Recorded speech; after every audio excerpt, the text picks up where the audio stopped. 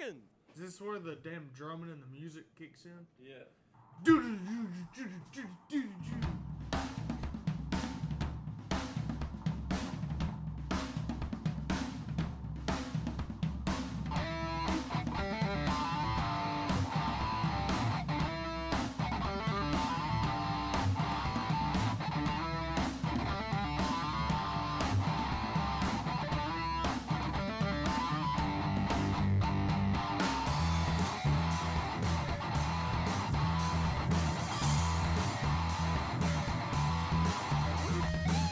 What is going on, everybody? Hello, and welcome to On the Pipe Podcast, OTP Tuesday. Today is Tuesday, June the 10th, 2025, years after zero. I'm your host, as always, Tyler Shepherdson. And, you're joining us just in time for an episode of OTP Tuesday. We got Big Rig Craig here with us. We're going to talk to him in just a minute. We got an exciting episode for you tonight. In about 30 minutes, we're going to be joined by current overall points leader, current XC2 points leader, current reigning defending XC2 champion, Grant Davis. Will be joining us here at about 8:30 Central Standard Time. After that, we're going to talk to NEPG Pro 2 class winner on this past weekend at the Flying W, Jhak Walker from the beta team is going to join us as well. So we got all sorts of stuff going on. We got all sorts of stuff to talk about. And, we're going to get right into it. So thank you for being here. Thank you for joining us. As always, if you're listening to this after the fact, you can catch us live on YouTube each Tuesday night for these episodes and chat alongside of us. Drop some questions and some comments down in the chat if you got something that you want us to talk about. But nevertheless, it's going to be a good time. Got a good show coming at you here tonight. So, as always, let's welcome in good friend of the program, Big Rig Craig. Big Tom was with us last weekend, dealing with some family issues this week. So, T's and P's for Thomas and the Caldwell family as Craig comes over and joins us on this Tuesday. Craig, what's going on? Just hanging out, enjoying my day. What's going on with you? Oh, not a whole lot. We are down a camera, so hopefully this is the camera that overheats that we got out here with us, so hopefully we can keep it from overheating. So don't do anything crazy, Craig. It's already not focused. That makes two of us. We're gonna get it dialed in. Rookies. How do I look? Amateurs. Represent. Big 501, Nelsonville, Ohio, Cracktown, USA. Doing this live on the program. We're trying to get it dialed in. Live adjustments. You know what I mean? Just give us a second here. Craig, you were at the National Enduro. How was it? How was it out there? How'd you do? Thought it was going to end up being another mutter, but it was actually pretty solid, pretty slick, but it was good. Got a fifth in Open A. Nothing too fancy, but it's a good day. Pretty happy with it. Good. I will say I think the club kind of pulled a fast one on Al just a little bit. I don't think they told him that there was a tornado that went through there a couple weeks ago because there was so many trees down. I probably hopped 127 logs between 6 tests. What's the deal with National Enduro and tornadoes this year? I don't know. Dude, it was I heard right off the start that someone had said, yeah, just had some weather coming in here. Trying to high five me? What are you trying to do? Trying to get this camera to focus. You just go on. You just do what you do. We're diagnosing problems live on the program. So yeah, we went up to the first test, and I kind of heard there was some weather the last couple of weeks over there, and there was a bunch of rain like that had happened over the last couple of weeks. And we take off on test 1, and it was pretty poorly aeroed, I thought, and I think everyone thought, but this was the most feedback about a National Enduro that I've seen in quite some time. Yeah, there was, I would say, and maybe it was a little bit easier to read the trail before all the trees came down, but like 2 miles into test 1, there's a big tree sideways.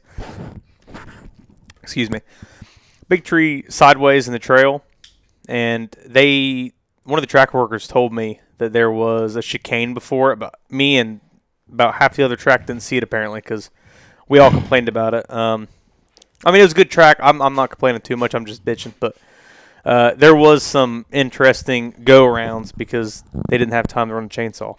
But coming from Ohio, the Appalachian Dirt Riders, that's where we're headed in 2 weeks, Little Raccoon Classic. I know kind of how that goes. It's kind of the help seems to get a little scarce when it comes time to go run a chainsaw and pick up the track. So I understand they probably did what they could with what they had. I understand that completely. So track was good.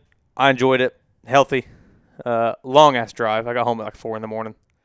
Monday morning. That seemed to be the trending theme too. But it is funny how a lot of volunteers want to ride the trail before everybody else, but don't necessarily want to ride the 450 Foreman with a swing the machete. set of clippers. Yeah. Yeah. That's how it is. Nobody and most of these track workers, dude. Most of these the club members are 60, 70 years old. Yeah. Like no shit. There's not a lot of young guys out there running enduros. So, dude. So that's actually. I mean, obviously, I was pretty involved in the National Enduro Series briefly a couple years ago, but that was one of the big sentiments of it. Is like even talking to guys like Logan Densmore, who runs the Michigan Sprint Enduros, and he's a part of the club, and he's actually been the one running the big part of the National Enduros the last several years. But like just how clubs are kind of dying out, and a lot of it's for that same reason. Like the guys that have been running these clubs all over the country are starting to age out, and there's not really a lot of people coming over to kind of take up where they left off. And so clubs are a huge part of National Enduro and a huge part of off-road racing, and it seems like the whole club thing is kind of dying out from a volunteer standpoint and getting some young blood involved in them. Yeah, I mean, National Enduro pretty much shows up. The track is supposed to be set. You know what I mean? I don't know how much pre-riding Brock or somebody does there. I don't think it's a whole lot. Like, I think they show up, they set their stuff up, and they trailblaze the morning of. But primarily, like I know how it is in Ohio, like Matt Kemp, he's president of Appalachian Dirt Riders. He'll go out, him and his boys, they'll ride 2 sections. My buddy Hunter Helmick would run some. Dana Exline would run some. So a couple guys are in charge of each section. Well, if someone's got family stuff going on or they just can't make it happen, or for some reason the grass decides to grow like wild 2 weeks before and they don't have someone out there helping or the weather's bad, it kind of ends up, shitty. Yeah. Just kind of, it's a lot of work. Like, I went up there and helped a little bit. Like, obviously, being in North Carolina, I can't help that much. But it is a lot of work to do it. So, like I said, benefit of the doubt. Nothing stupid. I don't know of anybody getting hurt this weekend. So, it was all good. I enjoyed it. I enjoyed the weekend. Yeah. And it still is, like you said, a lot of work that goes into it. So we do appreciate them. Just offering feedback here. Yeah. But we'll get into more of that here in just a moment because, as always, we're going to start the show up by digging up results courtesy of DPG, Dimmer's Precision Grading. DPG, full-service grading company here in the Carolina region. No job, big or small. They do residential, they do commercial, and everything in between. So hit them up, dimmersprecisiongrading.com. As we always say, anything from excavation, land clearing, demolition, all the good stuff. They are a full-service grading company, and they're going to help us dig up results as we check out results from across the country throughout this weekend. We're going to start with things out west. This was the AMA West Hare Scrambles going on at Shasta Ski Park. So it's like kind of like their snowshoe, from what I gather, at a ski resort up there. As we take a look at the results here, try to get it zoomed back out a little bit. Ooh,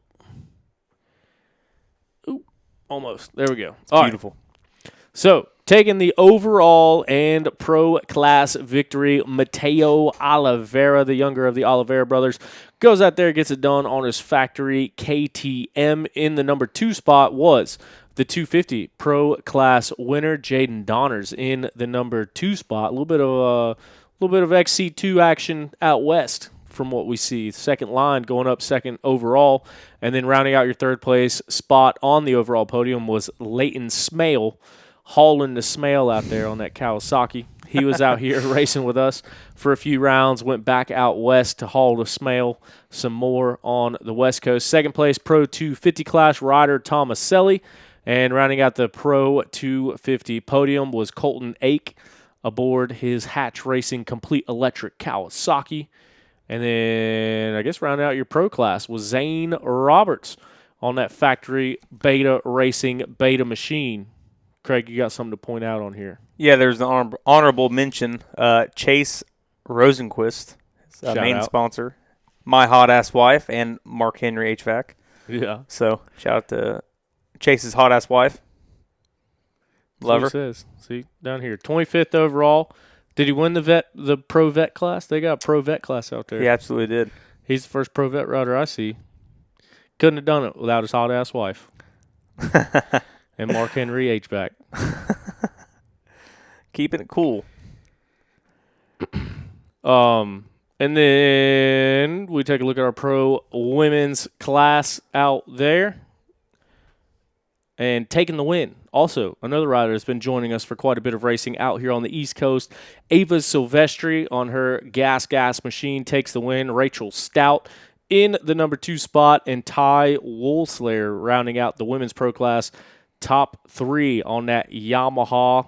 As you guys know, we are presented by Yamaha Motors USA. I'm actually taking a trip down to Yamaha sometime in the next couple of days. Got a couple little surprises coming from the Blue Crew, so be on the lookout for that. They just had their last qualifying event for the designations, the Blue Crew Invitational, out in Texas over this past weekend. Everywhere you look, man, like this or next weekend is the Yamaha Snowshoe GNCC. It's the Yamaha Ironman GNCC. It's the Yamaha Live Drone. It's the Yamaha.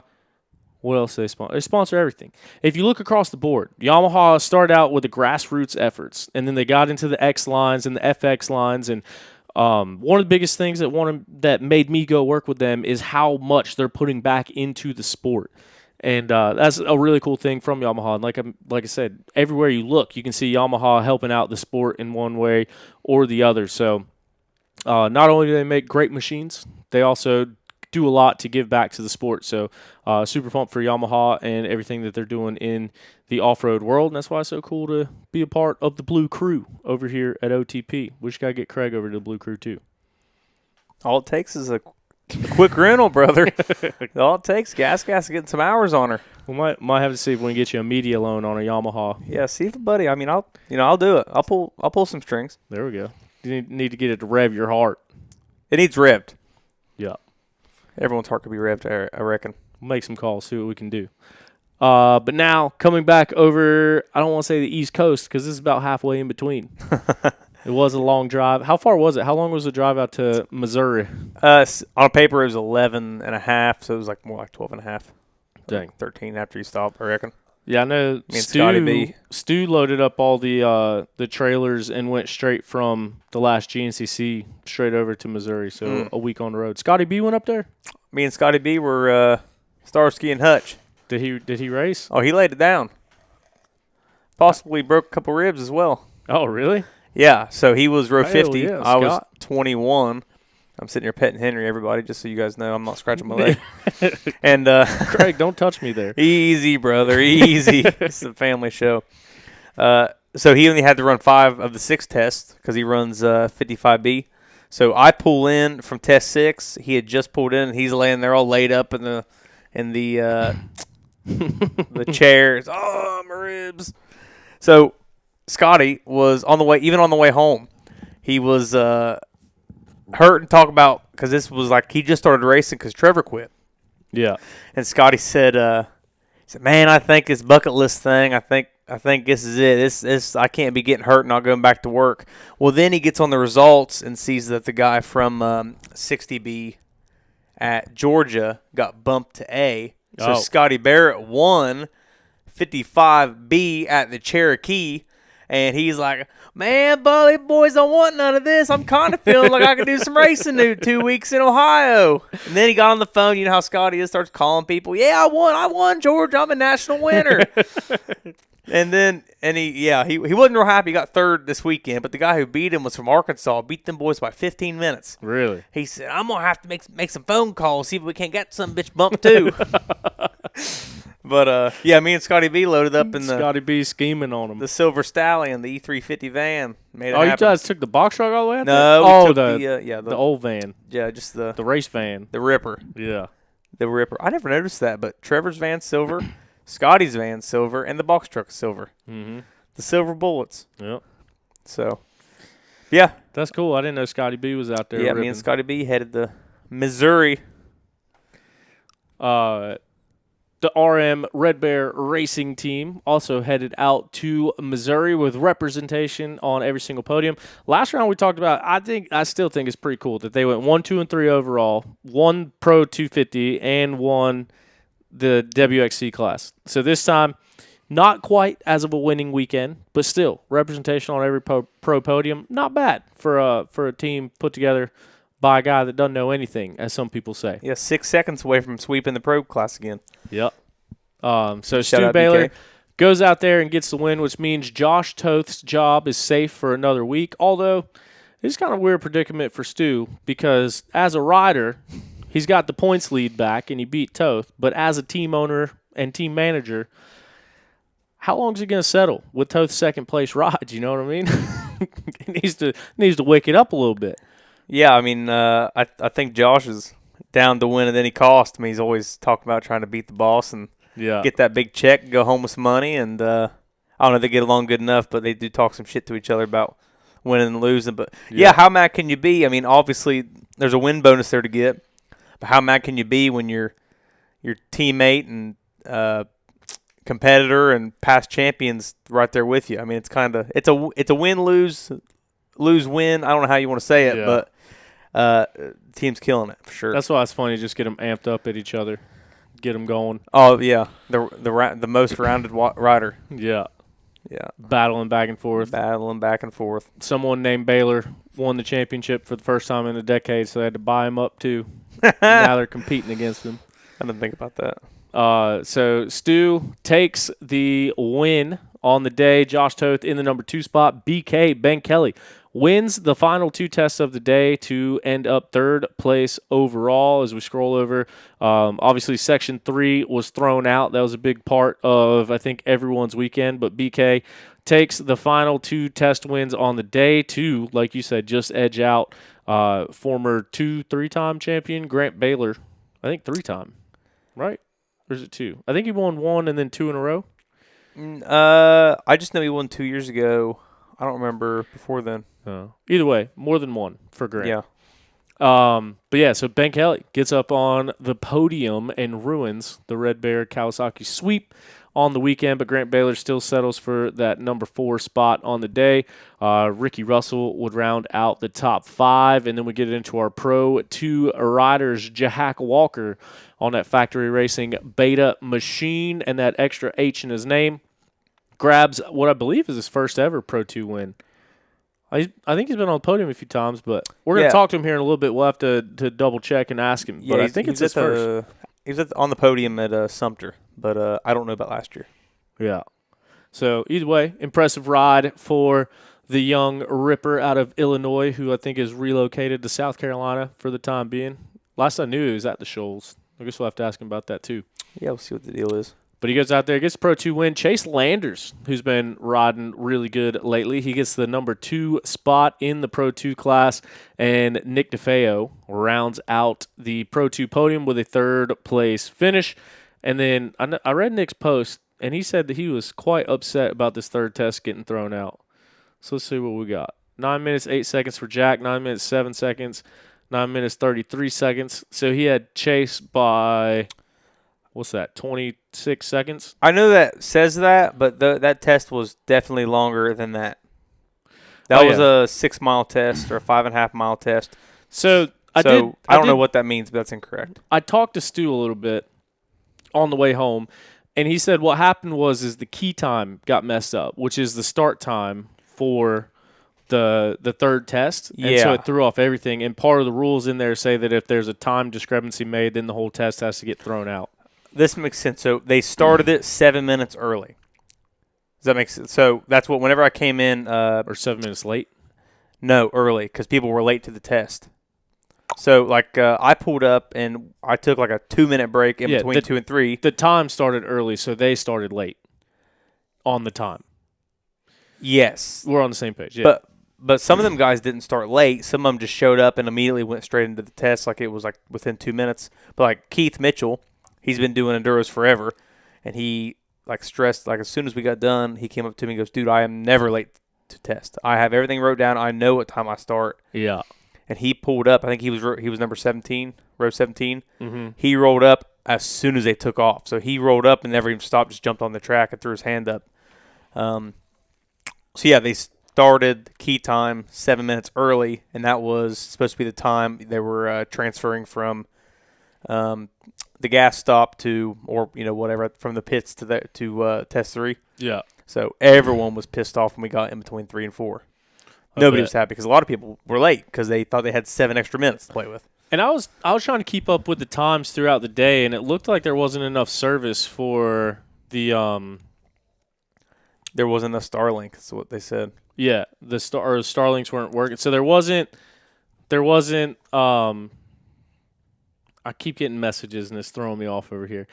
There wasn't live results throughout the day. So, like, throughout the day while they're checking their times, and you were a part of it too, had no idea where you stood at.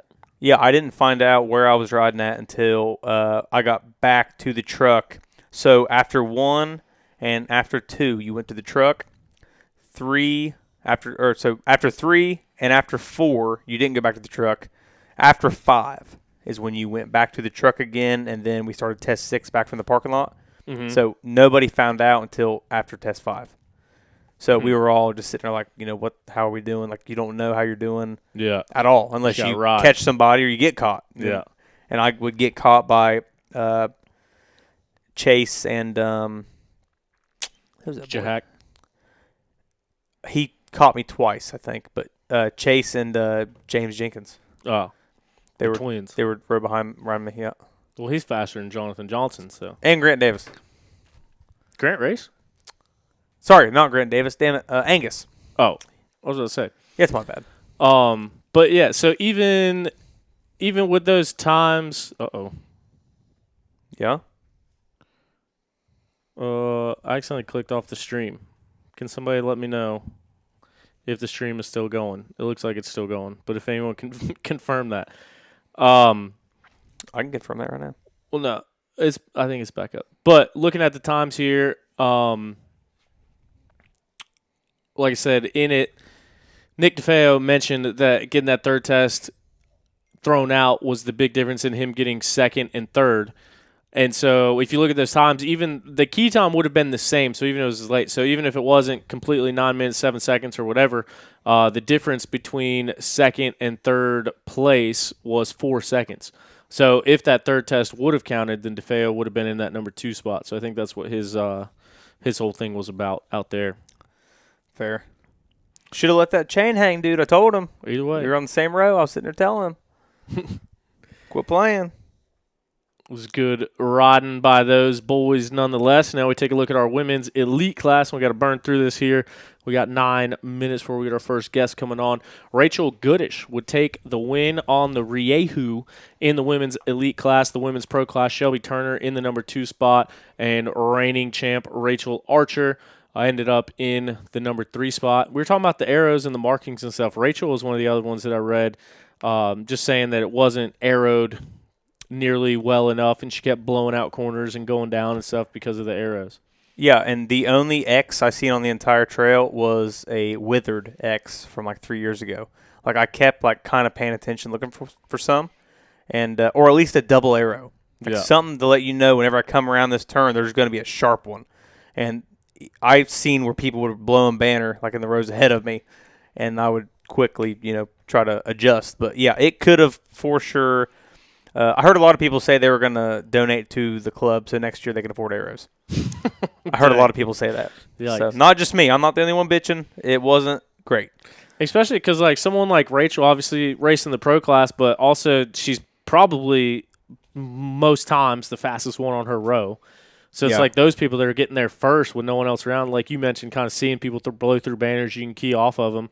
But when you're the one breaking trail with no one in front of you, it makes it a lot harder to pay attention to where the arrows are going, especially if there's not enough arrows. Yeah, and especially if there's tornado trees laying everywhere and chicanes before it that are imaginary. Yeah. See, I didn't see anything about that. That's Well, a whole that's other what dynamic. they're saying. They're like, oh yeah, there was a tree down, but we made a chicane before, and there's no way of telling if they're lying or not because you ain't never gonna see the trail again. Yeah. And then I'd ask like 2 or 3 other people, like, did you see a chicane before that tree? No, hell no, I didn't see a chicane, but I hit it when it was 2 feet off the ground, about went over the bars. Dang. But it was good. More arrows, please. That'd be cool. There you have it. Our official NEPG correspondent. And then our last results we're going to dig up here was the Charners Run down in Union, South Carolina. This was the Mid-East Hare Scramble, round number 7. I was down there announcing all weekend. A little bit of rain on Friday night, pretty slick on Saturday. Ended up coming around to be super good on Sunday. Track looked awesome. Rode a quad around in the woods a little bit, checking it out, going checking out the hill climb, the moto track, different parts of it.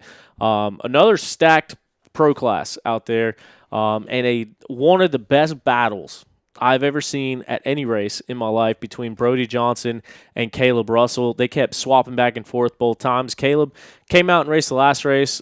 He comes out, all 3 of his kids race. The youngest Keelan races, Stasic bike races. Collins won Stasic bike races as well. They both won. And then Collins and Crew both race in the youth bike race, or you know what I mean. Collins in the Pee-wees, and then Crew 65s? Yeah. Yeah. He races a 65 there. He overalled the Hillbilly Smash on a 50, but I guess now they're trying to save the bike for the GNCCs. So the last couple rounds, Crew hasn't raced the 50 race, but he's been ripping on the YZ 65 in the youth race. So turning it into a whole family affair. And we've seen him come out there a few times before and him not race and just let the kids race. But last race, we saw him come out, and Brody kind of checked out early. And I think he won the last race by like 2.5 minutes. Well, this race, Caleb got to the front early, and he was actually riding a 250 from what he said on the podium, trying to get it broken in, which I think might be racing at Snowshoe. But I also think he's trying to clear that with upper management, so I don't know how all that's going. But he said it all on the podium. But he was out there ripping. And Brody was out in front, and then Caleb got past him, and then they kind of picked up the pace from there. So for the first 2 laps, Johnny was right with him, and then Caleb and Brody took off, dude. Like, they came into pit on that 3rd lap, and I don't think Johnny ever saw him again. I think you can see the times there. I think it was 8 minutes. Yeah, over an 8-minute gap. Caleb and Brody came through wheel to wheel, and Jonathan 8 minutes behind in the number 3 spot. Never heard of anybody pulling 8 minutes on Jonathan Johnson at a Mid-East ever. Yeah. It was crazy, Wild. dude. And then they lapped up to 6th place overall. That's ridiculous.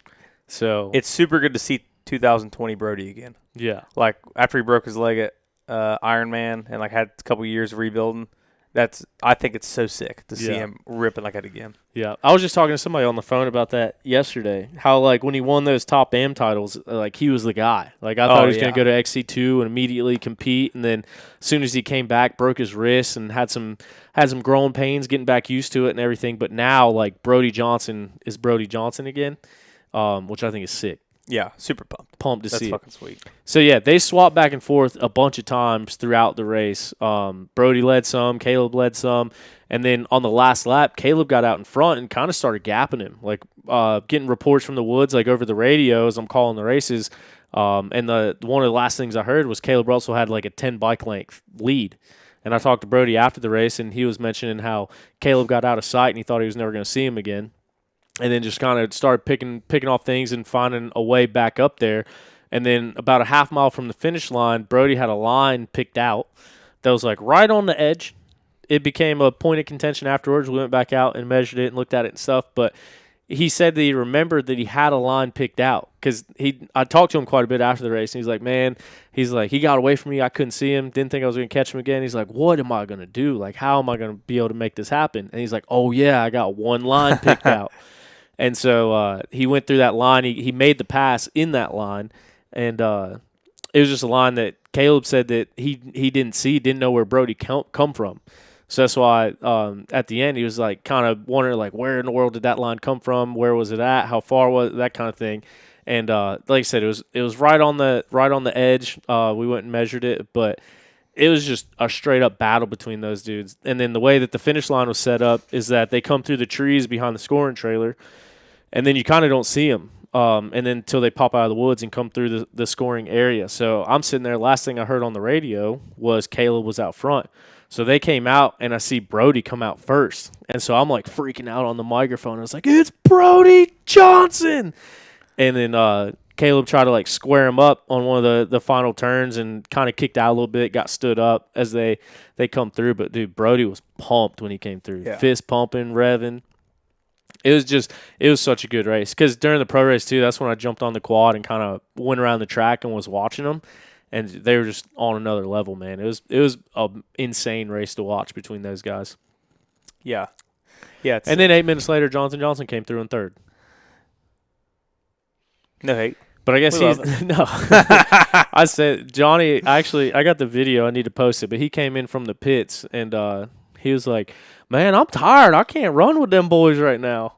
And he was in third at the time. And Should have got him a Mountain Dew like Cousin Taylor. yeah, Jeff was like, he was like, "They just took off right in front of you. They're just right in front of you." He's like, "I don't care about that." He said, "I'm tired." He said, "Just tell me where third place is." And he was Or third fourth. place. Oh, he was third. Yeah. Yeah. So it was pretty funny. But yeah, he ended up taking off on Brody's bike after the race to ride it. Yeah. To see the suspension settings and differences. They both got JDP stuff, but I think they're running different setups. Yeah. So I think John's trying to get comfy, especially swapping back and forth between those two bikes. But that is how it shook out at the Mid-East Hair Scrambles.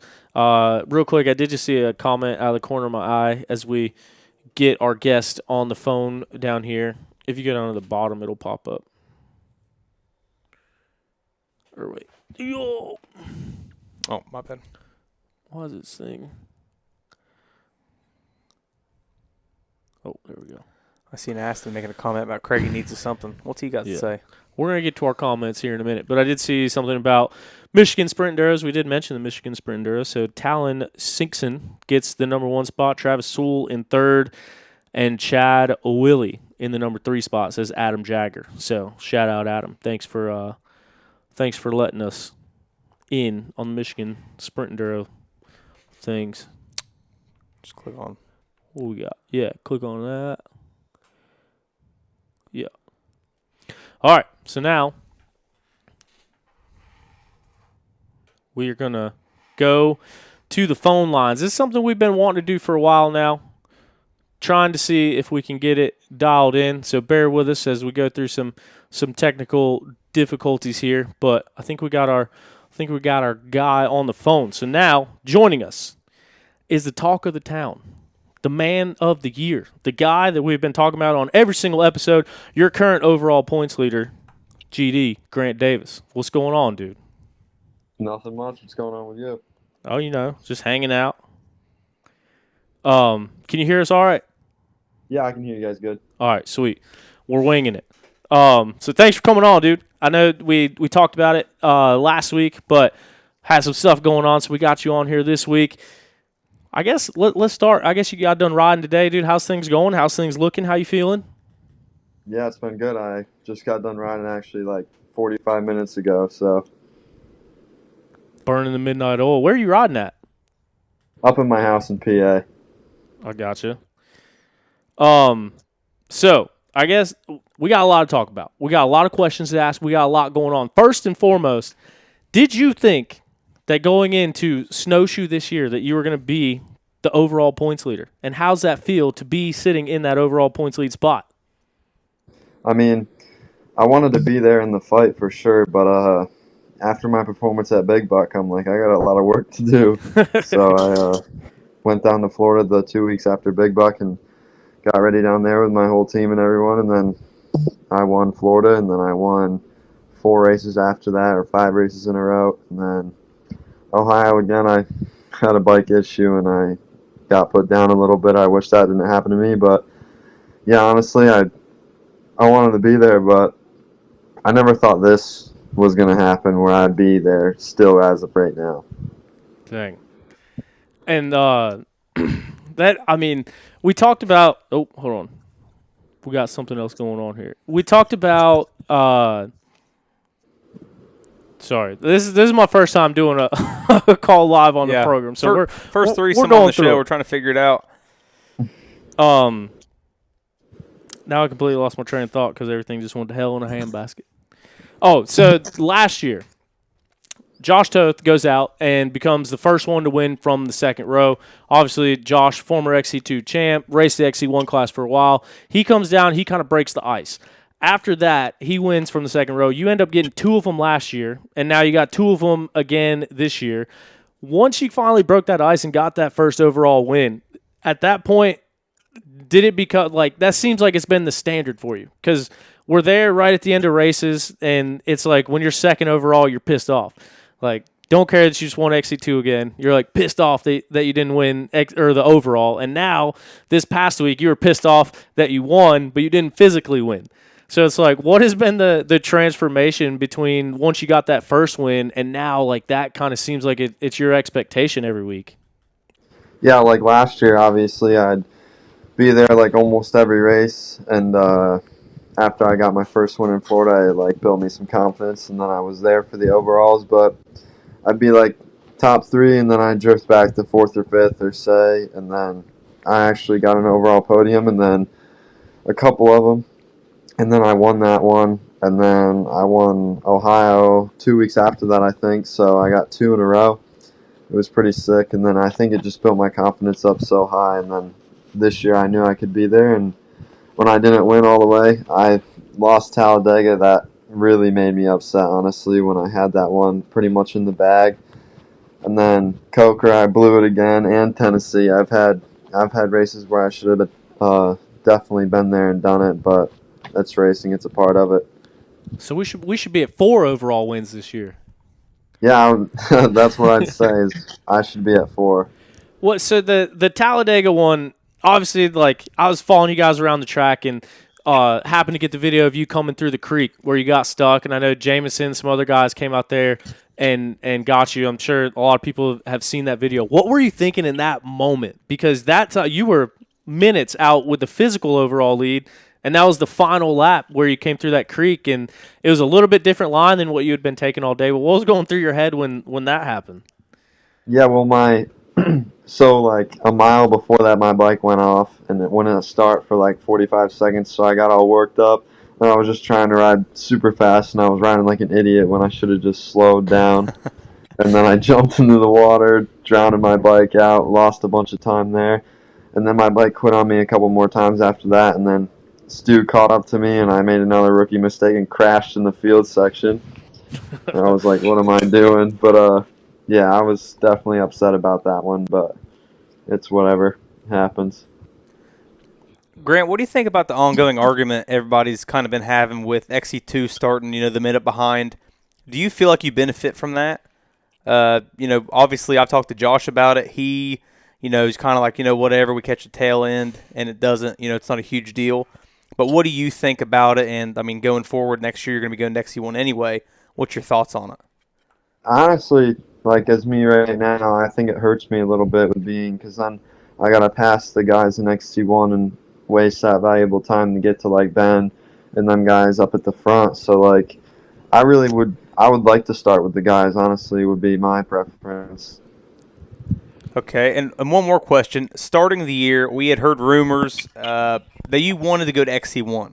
Like, you didn't really care as much to defend the XC2. You wanted to be on the front row. What was kind of the deciding factor? Was it like a team thing? Or was it just like, all right, I'm young, I don't need to jump in XC1 even though I'd like to? Did it feel like the smarter thing to do one more year to see if you can just double down? Or how did that go? Yeah, I pretty much just decided it was just a smart thing to stay back and then just not be dumb to go up when I was 18 and stuff like that.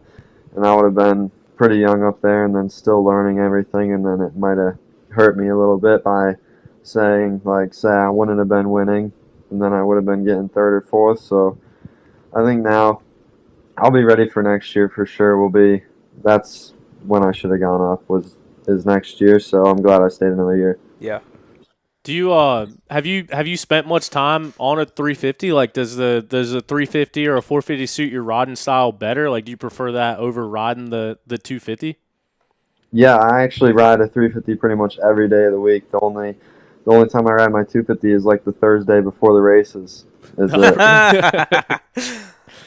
Is that just from like I know a lot of people like I guess a lot of privateers more so will kind of train on like a 450 or a bigger bike mainly to like save motors. Is it kind of that situation or is it kind of you just prepping for next year and just kind of preferring riding the bigger bikes? No, I honestly just enjoy it more. Like in my opinion, my riding style fits a bigger bike more. I kind of like to lug my bike and uh, like ride smooth. So I think it helps me a lot more by just carrying more speed and everything. So what you're saying is these boys are in trouble next year. You don't even like riding the 250. Once you get on the bike you Yeah. want, man, these boys are in trouble is what I just heard. Yeah, I mean, I hope they are, but they're all good. I know Ben ain't gonna give it up. He's gonna be there every round, and he's tough to beat. And then obviously everybody else in the XC1 class is the same way, and I'm racing against them next year, so they ain't gonna be as nice to me.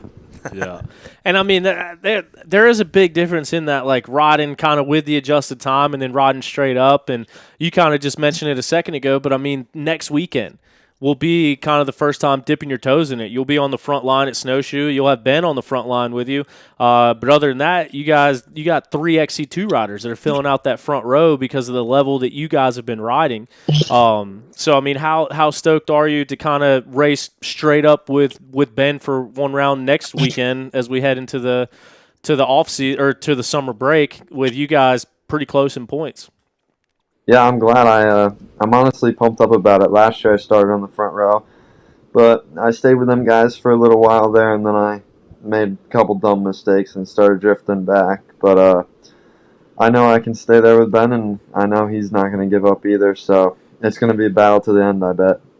Yeah. Oh, for sure. Especially now, like some of the guys that are kind of talking about the time difference are going to be starting on row 2, 3, 4, and so they're going to have that time difference to play with. So I guess we'll see how much of a difference it's really been making. But kind of like you said last year, riding with them for a little bit at Snowshoe and then falling back a little bit.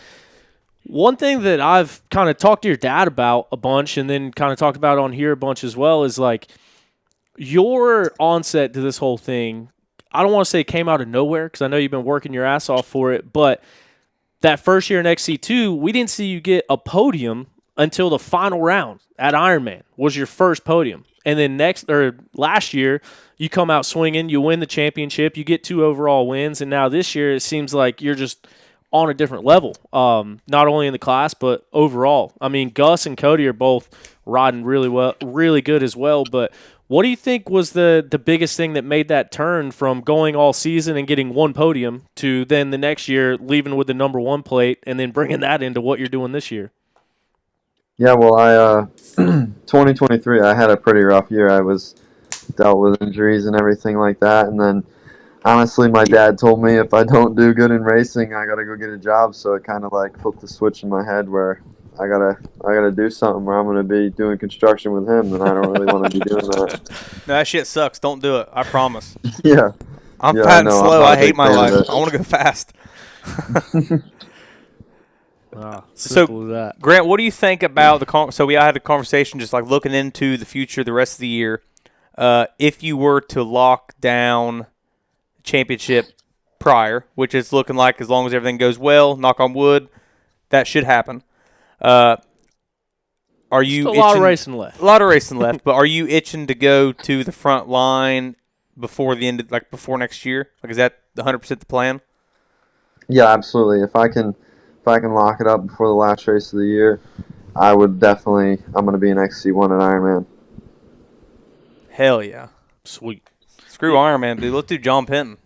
Yeah, Make it that's happen, what I'm brother. hoping for. But Let's make it happen. but shoot, Cody and Gus are riding so good. They're there every weekend. I mean, I can't. I wish I could break them, but they don't break. Yeah, Gus blew my doors off every test. He'd catch me. I was on 21. He's on 22 this weekend. He'd come by and he'd say some kangaroo shit and try to smack me on the back of the helmet, rev at me, and I was like, "You son of a bitch!" But yeah, them boys are they're ripping. So you're riding because I don't know much about. I don't watch the sprints much. Are you riding a 250 at U.S. Sprints also? Yeah, so if I can lock the championship up this Saturday at the last one of the year, Sunday I'm going to race a 350 in Pro 1. Wait, the season's already over? Yeah, there was only 8 races or something like that, and we started like the beginning of January, so yeah, they're dang. almost done. So this we is the last one of the year. Might see the 350 debut on Sunday. Yeah, if I can do it, so that's what I'm hoping for. I got a 250 SX at the house. What do you think about doing it on that? I tried that once, and I Yeah. wadded Well, myself okay, up an that's Ironman. my bad. That's my bad. We I don't was need to about bring to it say, up. how'd that go at Ironman last year? Why'd you race the I know. So I heard like all season long that if you said you had wrapped it up, you wanted to race a 2-stroke at the final round.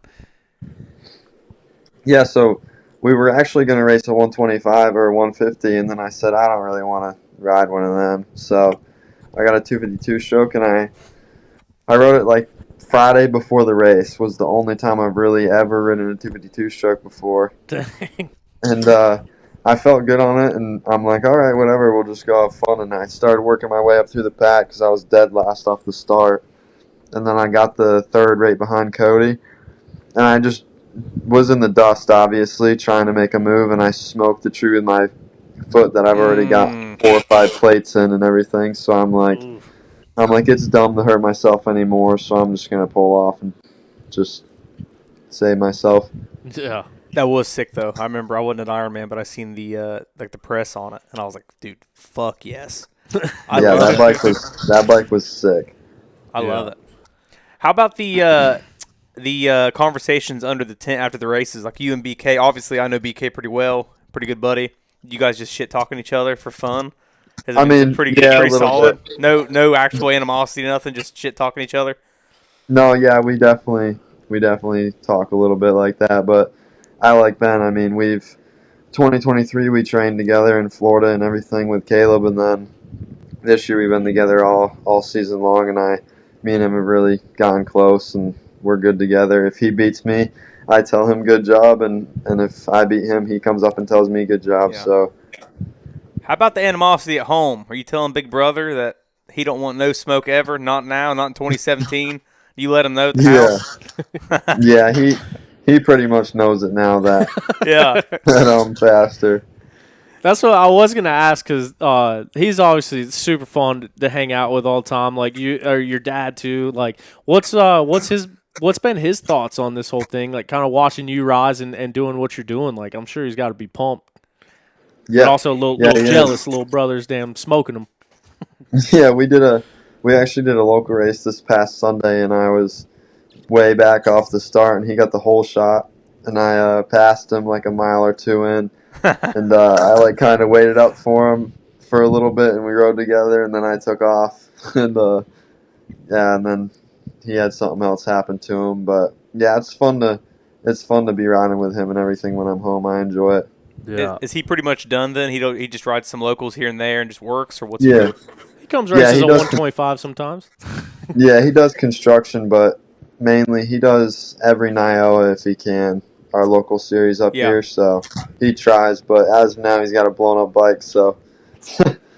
Yeah, dude, this kind of makes me feel old because I remember right whenever his brother was kind of quitting, you were on, you had a little Yamaha support ride whenever your brother did, right?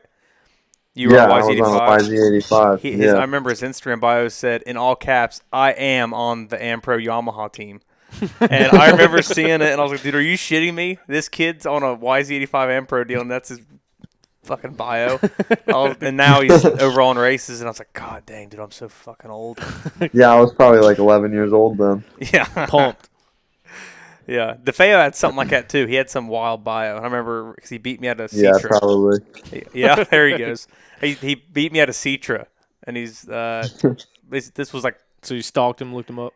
Yeah, I did. Because I was like, who's this kid? Because I was running B class, and he fucking on a 105 dogged me, and I was like, who's this kid that's about 4 foot tall? With his mom sitting beside him talking shit to him on the line, and he dogged me. And I remember looking at his bio, and there's something goofy too, and I was like, T-Rex, that's so stupid. So also Joe Thomas left a comment in the YouTube earlier when we were going over results, and he said that you came and raced a local race this past weekend, and then donated your win money to a local volunteer fire department. Is that true? Did that happen? Yep, I donated all that to the fire department. Dude, that's awesome. That's a really cool thing. I'm glad that he said that, and because I wanted to ask you about it. What kind of went into that? Like, what gave you the idea to donate it to the local fire department? I don't know. I figured they were there catering food and everything for everybody there. And then I'm like, you know what? I'm fine. I don't really need this money right now, so they can use it. So, yeah, I gave it all to them. That's sick, dude. You got all them win bonuses. You don't need no local money. Imagine hopefully imagine Nick and everybody else, they see you on the line, you show up, you're like, crap, there goes my payday. And then they just watch you give the money away anyway. Yeah. No, that's awesome. That could have been you were talking about Nick, his brother. I was sitting there thinking about Nick DeFeo riding to the Enduro on that Z125. Oh yeah.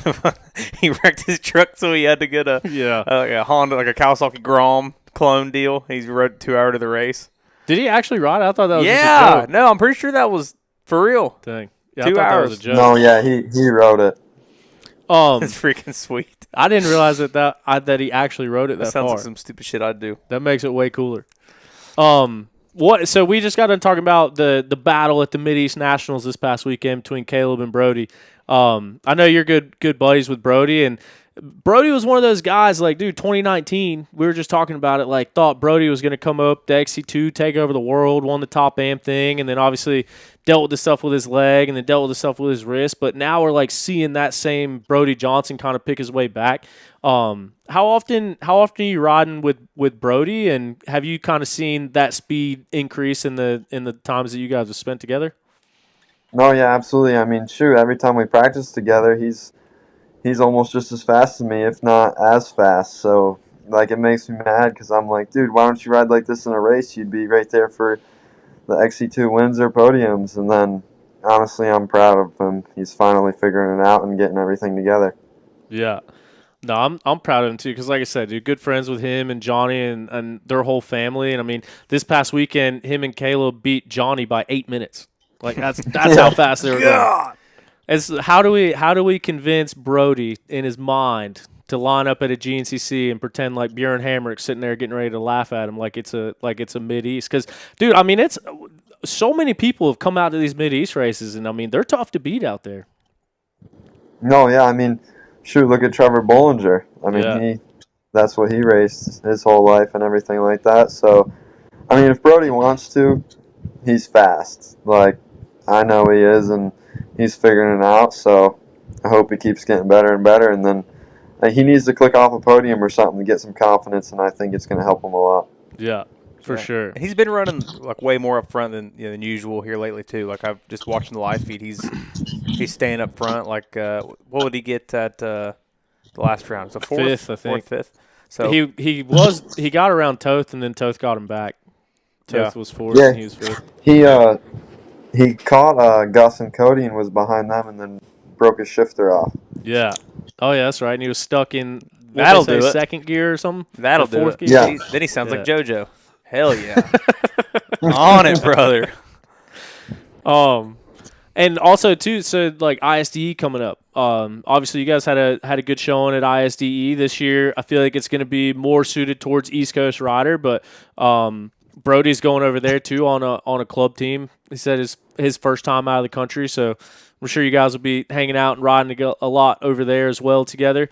What's your thoughts on going to Italy this year and being a part of that junior trophy team again?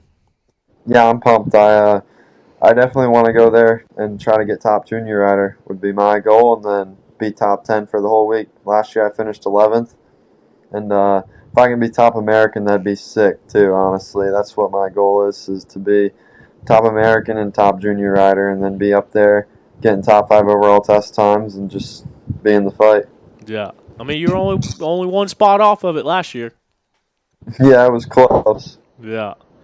What's the ISDE like, man? Like six days of racing, obviously, but like I mentioned, this one's going to be northern Italy, so kind of up towards the mountains and stuff. I feel like it'll be more suited than some of like the more wide open like desert stuff we've seen in the past. So I mean, have you talked to anyone that's raced over there before, or what's kind of your idea of it coming into it?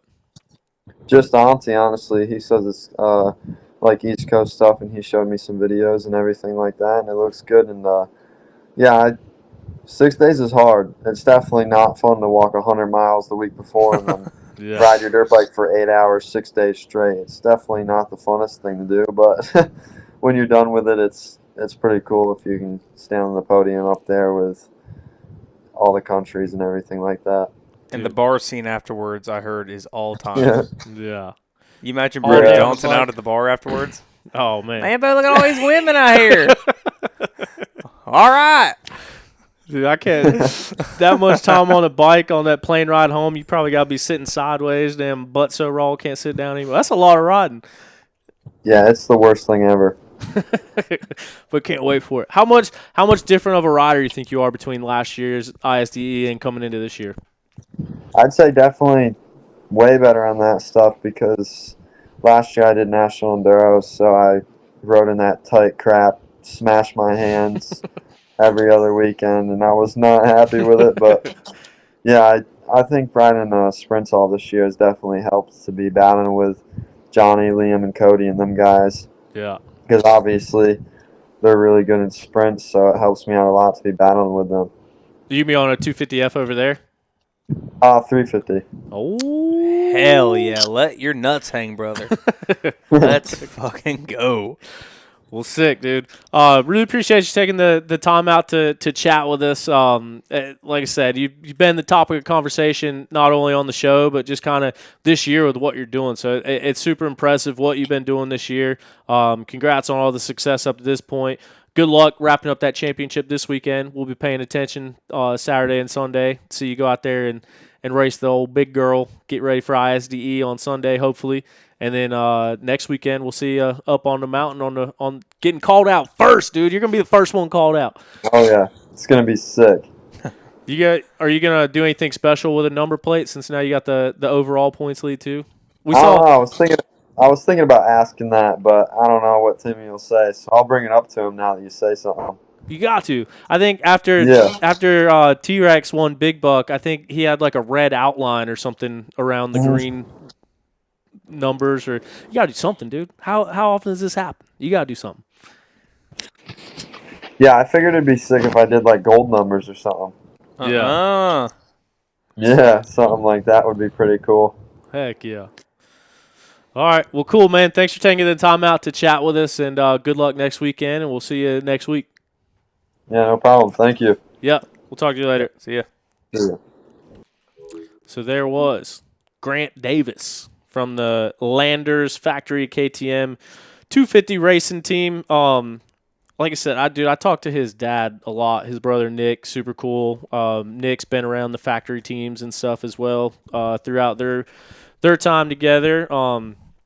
Talked to his dad pretty much every race, and just a good dude, especially like him winning the race and donating the money to the local fire department. That's pretty sick. Yeah, absolutely. And it's I like seeing factory guys racing locals. Yeah. I like the thought of that. Like I like seeing Caleb come to Mideast. I liked whenever Josh would go run North Carolina. I liked seeing, Johnny and Ben go back up north and race like a J-Day or something like that. I love that shit. Yeah. So him going and racing is it a Winoa? A-Works? What was it? He said PA. the name of it. It's something with an I. It was in PA. I think it was Winoa. Joe Thomas can probably tell us what it is. I thought he said something else. Well, he said that his brother rides the Winoa series, so I assume that. Oh, is that what he said? Yeah. Okay. For some reason, I thought I heard something else, but I guess I think that's they what go it up to is. New York for it. I might be wrong, but I like seeing the factory guys go. It's cool for the whole community. I think it's good for all the riders to go. They see a factory rider show up to the locals. Yeah. It's sick. So that's And kind of that same thing too. Like he even mentioned Bollinger racing so many Mideast races, and Mideast, like you see people show up to random races throughout the year. But like Mideast, from what I've seen from the regional series, tends to get the most consistent factory riders. Like, there's always factory guys there, it seems like. And every now and then you'll get some that are, like, just chock full. Yeah. But even, like, these past couple weeks, like, seeing Caleb Russell there. Like, when I do the pro rider introductions, it's like, this dude is the winningest rider in GNCC history. He's an 8-time champion. He's a 2-time XC2 champion. He's a 2-time ISDE champion. He's a national Enduro champion. And he's out racing the locals. Yeah. Like, I think that's sick. To your point, too, like, I think having the big names out there and having those guys show up, dude, it's really cool to see, and the fans love it, too. Yeah. Even racing District 11 hair scrambles when I was young. Corey Buttrick was the biggest thing. There was Josh Gayton, some Tim Shepard, just some Yamaha support guys. But, like, Corey Buttrick was 16 overall and on a KTM 125, and my little fat ass was running around with a dang wife beater, having him, like, sign the chest and stuff on a YZ85. And just personal experience for me, it's just that it made me want to keep racing. You have a kid on a 50 lining up right beside one of Caleb's kids and then watching Caleb, it's like it's cool. And it's just something that keeps the sport going. Yeah. And all you pro riders out there, Bjorn's been known in the past, he'll throw some people some money. To have some big names come out, he'll give them money just for being there. Selling tickets is what he calls it. But I mean, it's cool, dude. It's like the grassroots racing. Like we've talked about on here before. Like you can't go play basketball with LeBron. You can't go throw a football with Tom Brady. Yeah. You can't go golf with Scotty Scheffler. But you can go out and race with the best of the world. All you got to do is sign up, and especially to do that in Union, South Carolina, or like at a local race up there in PA or whatever. Like Grant leading the overall points and shows up to a local, and you just line up and race with him. Yeah. It's a unique thing. Also, real quick, before I forget, we're going to get into our comments here in just a second, but before I forget, I do want to mention, and it's because we've talked about him several times on the show, but Thorne Devlin. We talked about why he's not racing GNCCs. He's not racing GNCCs because he's out making stuff happen. He went and raced the Baja 500 this past weekend, and him and his team won. So first place Pro Moto Limited in the Baja 500. Hell yeah. And they actually won the first round as well. So the San Felipe 250 and the Baja 500 are the two races that they've raced so far. And they're first place in class points right now. Dude, that's gnarly. Which is pretty sick. Yeah, it's sick. Shout out Matt Shamlin. He's the one that sent me that stuff. I saw Thorne post it, the 21-day WIPA. Do you know what that means? Did we talk about that yet? Does anybody know what that means? I asked Josh about it one day, and he says, I was trying to pull up the comments on my phone because I'm mentally challenged with this computer. It's just like a northern tag that I don't think he made it. I don't know what it means. I don't think I got a clear answer, but it's just like something he does. Or Northerners do. He puts it in everything. Everything. I don't have a good answer. I don't know what a whip is. A white ripper? I don't know. A whippa. A whip out. Let's go ahead and catch up with our YouTube comment section. We've seen them popping in. We just got done talking with Grant Davis. We're going to be talking to Jhak Walker here in just a moment, the winner of the Pro 2 class from this past weekend. So we'll get Jhak on the phone in just a second. But we're going to go through our comments first, answer some questions, and see what we got going on. This is looking at the comments with Zach Tussle. Zach Tussle is a racer and a financial advisor. He works with Raymond James Financial. So you go watch the Buccaneers play. They play in Raymond James Stadium. That's that same Raymond James. So he is a financial advisor, and like I mentioned, he's a racer as well. Helps you win when it comes to retirement and financial planning. You don't have to be a millionaire. You don't have to have a ton of money. You just have to start now. You had to start yesterday. Next best time is to start now.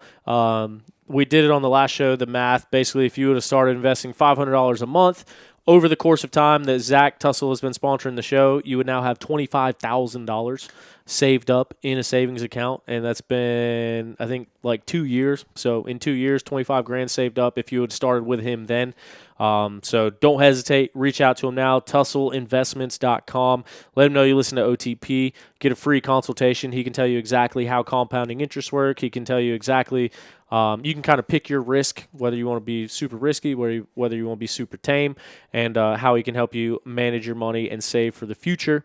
So tusslinvestments.com. Also, in the link of this video and in the link of everything that we post, you can find our Rocky Mountain ATV MC link. You're already shopping on RM ATV MC. That's where I get my parts from. It's where Craig gets his parts from. And it's where the majority of you guys get your parts from and the majority of the world that rides dirt bikes.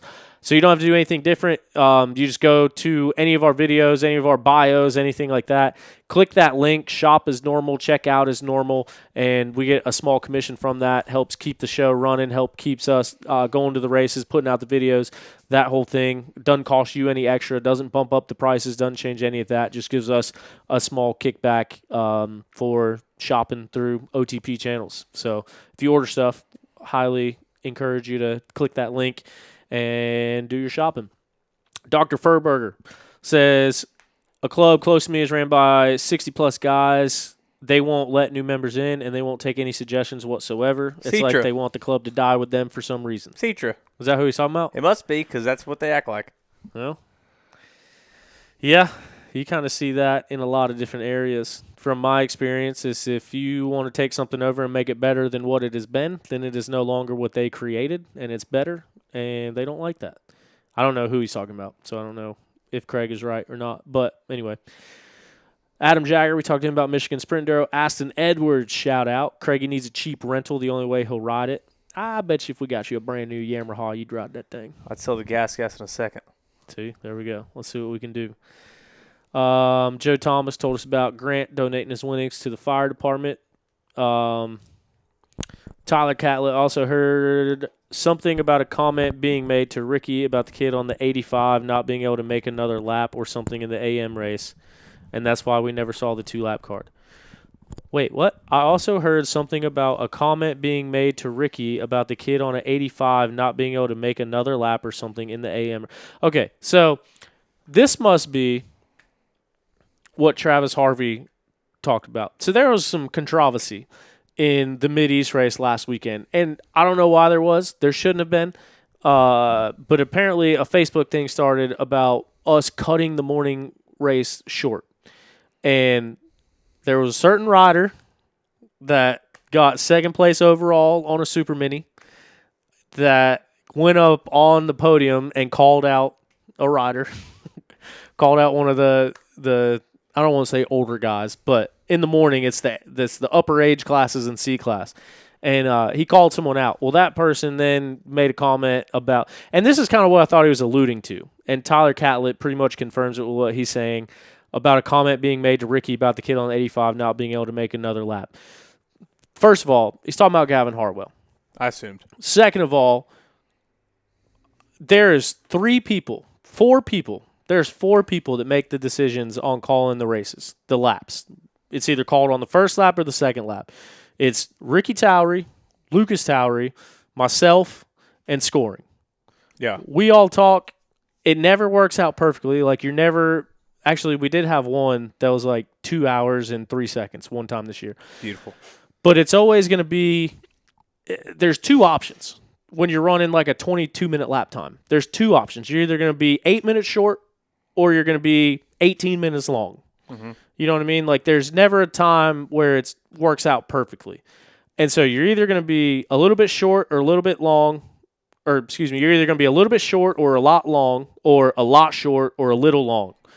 And that's 100% the only thing it's based off of.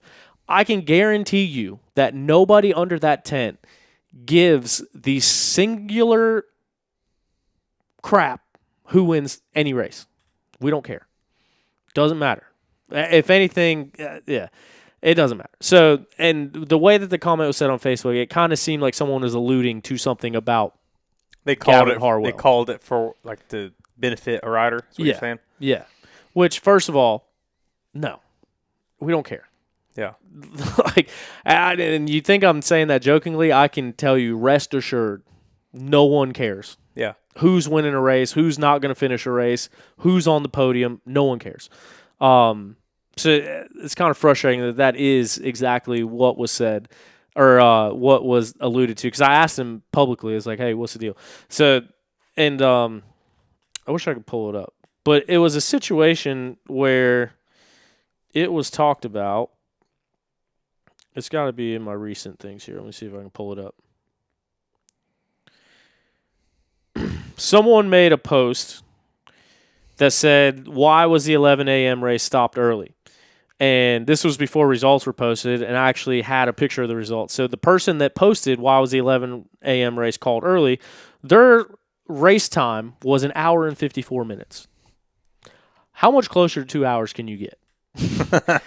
So I said your lap time or your finish time was 1:54:12, and whatever lap times he was running, I guess it was 27-minute lap times. Because if we would have ran another lap, he would have been 2 hours and 21 minutes.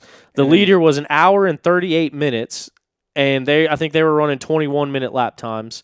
So no, it had to have been 23 or 24. I think it was 24 because they would have been over 2 hours. It would have been like 2 hours and 2 minutes, 2 hours and 4 minutes.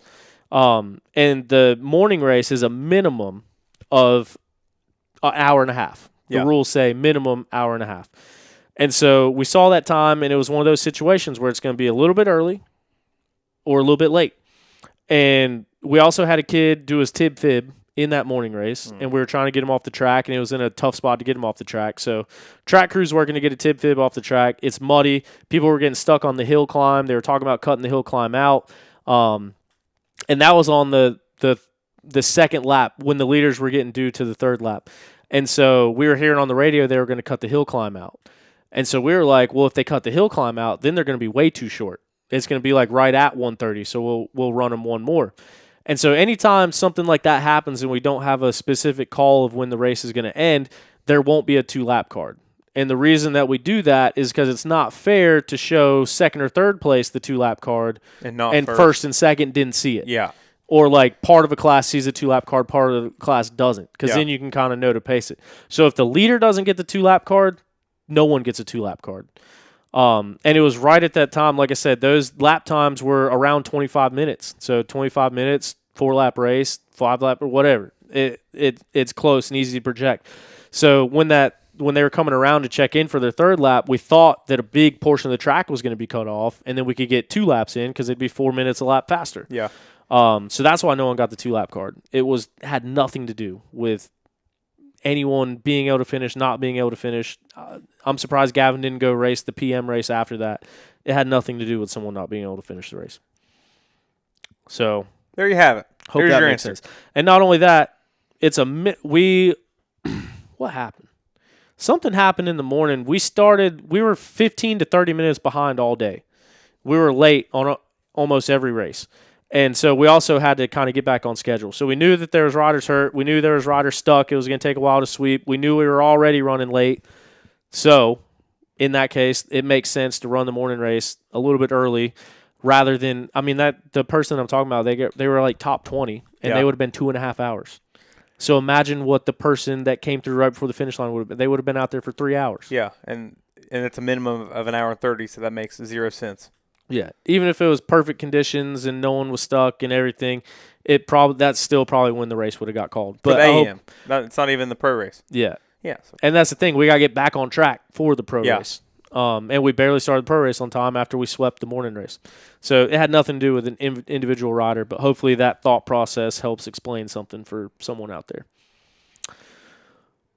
Thomas Caldwell said, how's he feel about the KTM guys not helping him? I did think to ask Grant that when we had him on the phone, but I didn't want to put him in a spot. We're friends of the program. We're friends with the manufacturers. He did say it. Someone said he said it in the Racer TV interview too.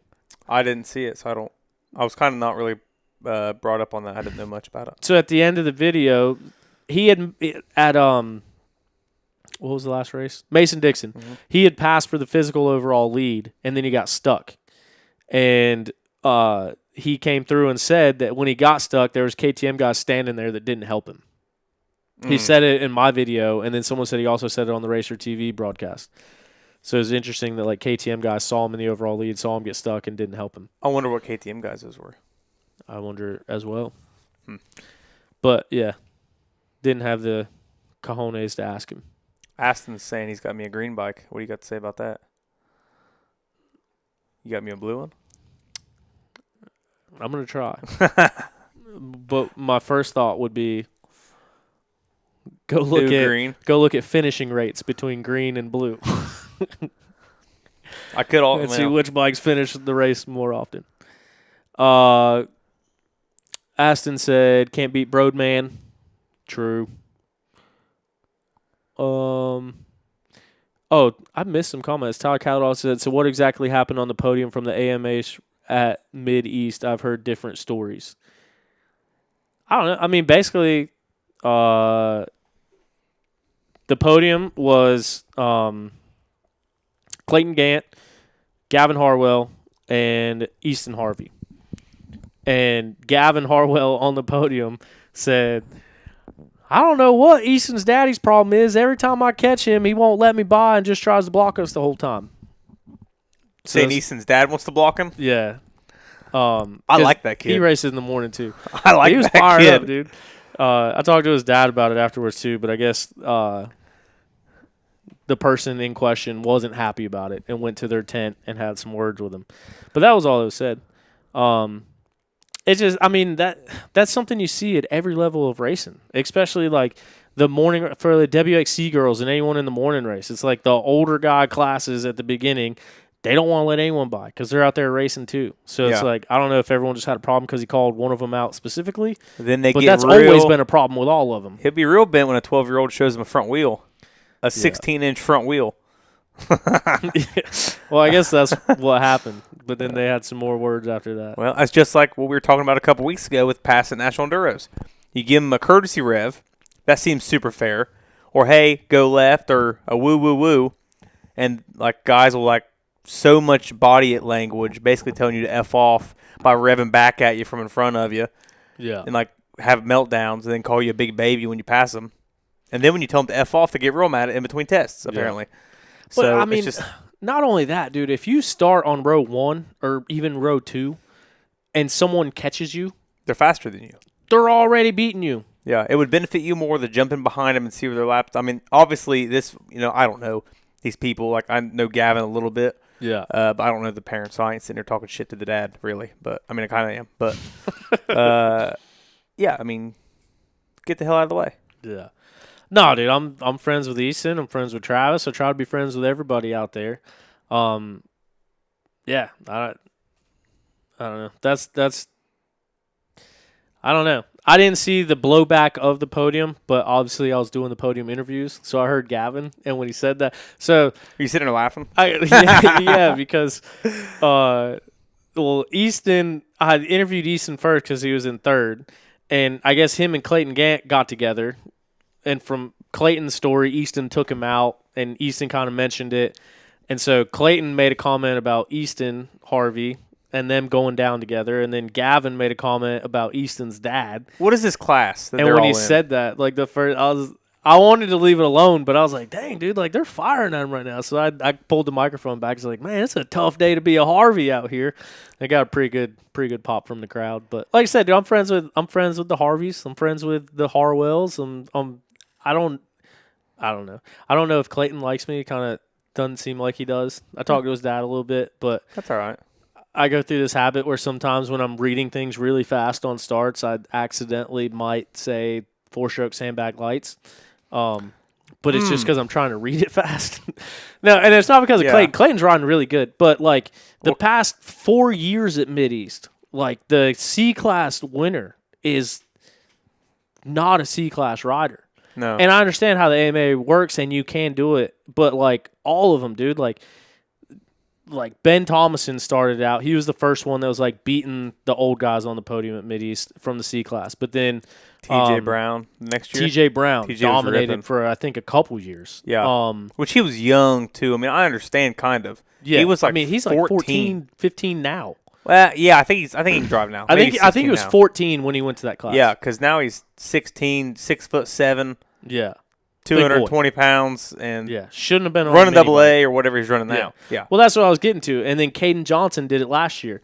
But it's like all of those dudes are not. TJ Brown was the last one to not be lapped in the AA class. He was the 6th place rider overall, and he was the last person to not get lapped by Brody and Caleb this past weekend. Damn. And like Caden Johnson is running AA, doing really good. And Clayton Gant is probably going to go to A or AA and smoke everybody next year. So it's not what I'm saying by saying like the sandbag thing, and like because I talked with Caden about it too and said the same things, but it's like I understand that you can move up, but it's like those dudes, they're A-level speed. So they're getting really cool trophies because Mid-East has super sick trophies. They're getting super cool trophies and getting their exposure by winning C-Class. But at the same time, like we talked about it earlier in the season, that Hunter Harris kid that was leading the overall, we had to pull him off the track because he raced an A-Class Carolina XC. That kid has now been racing A-Class to where he was battling with those dudes before.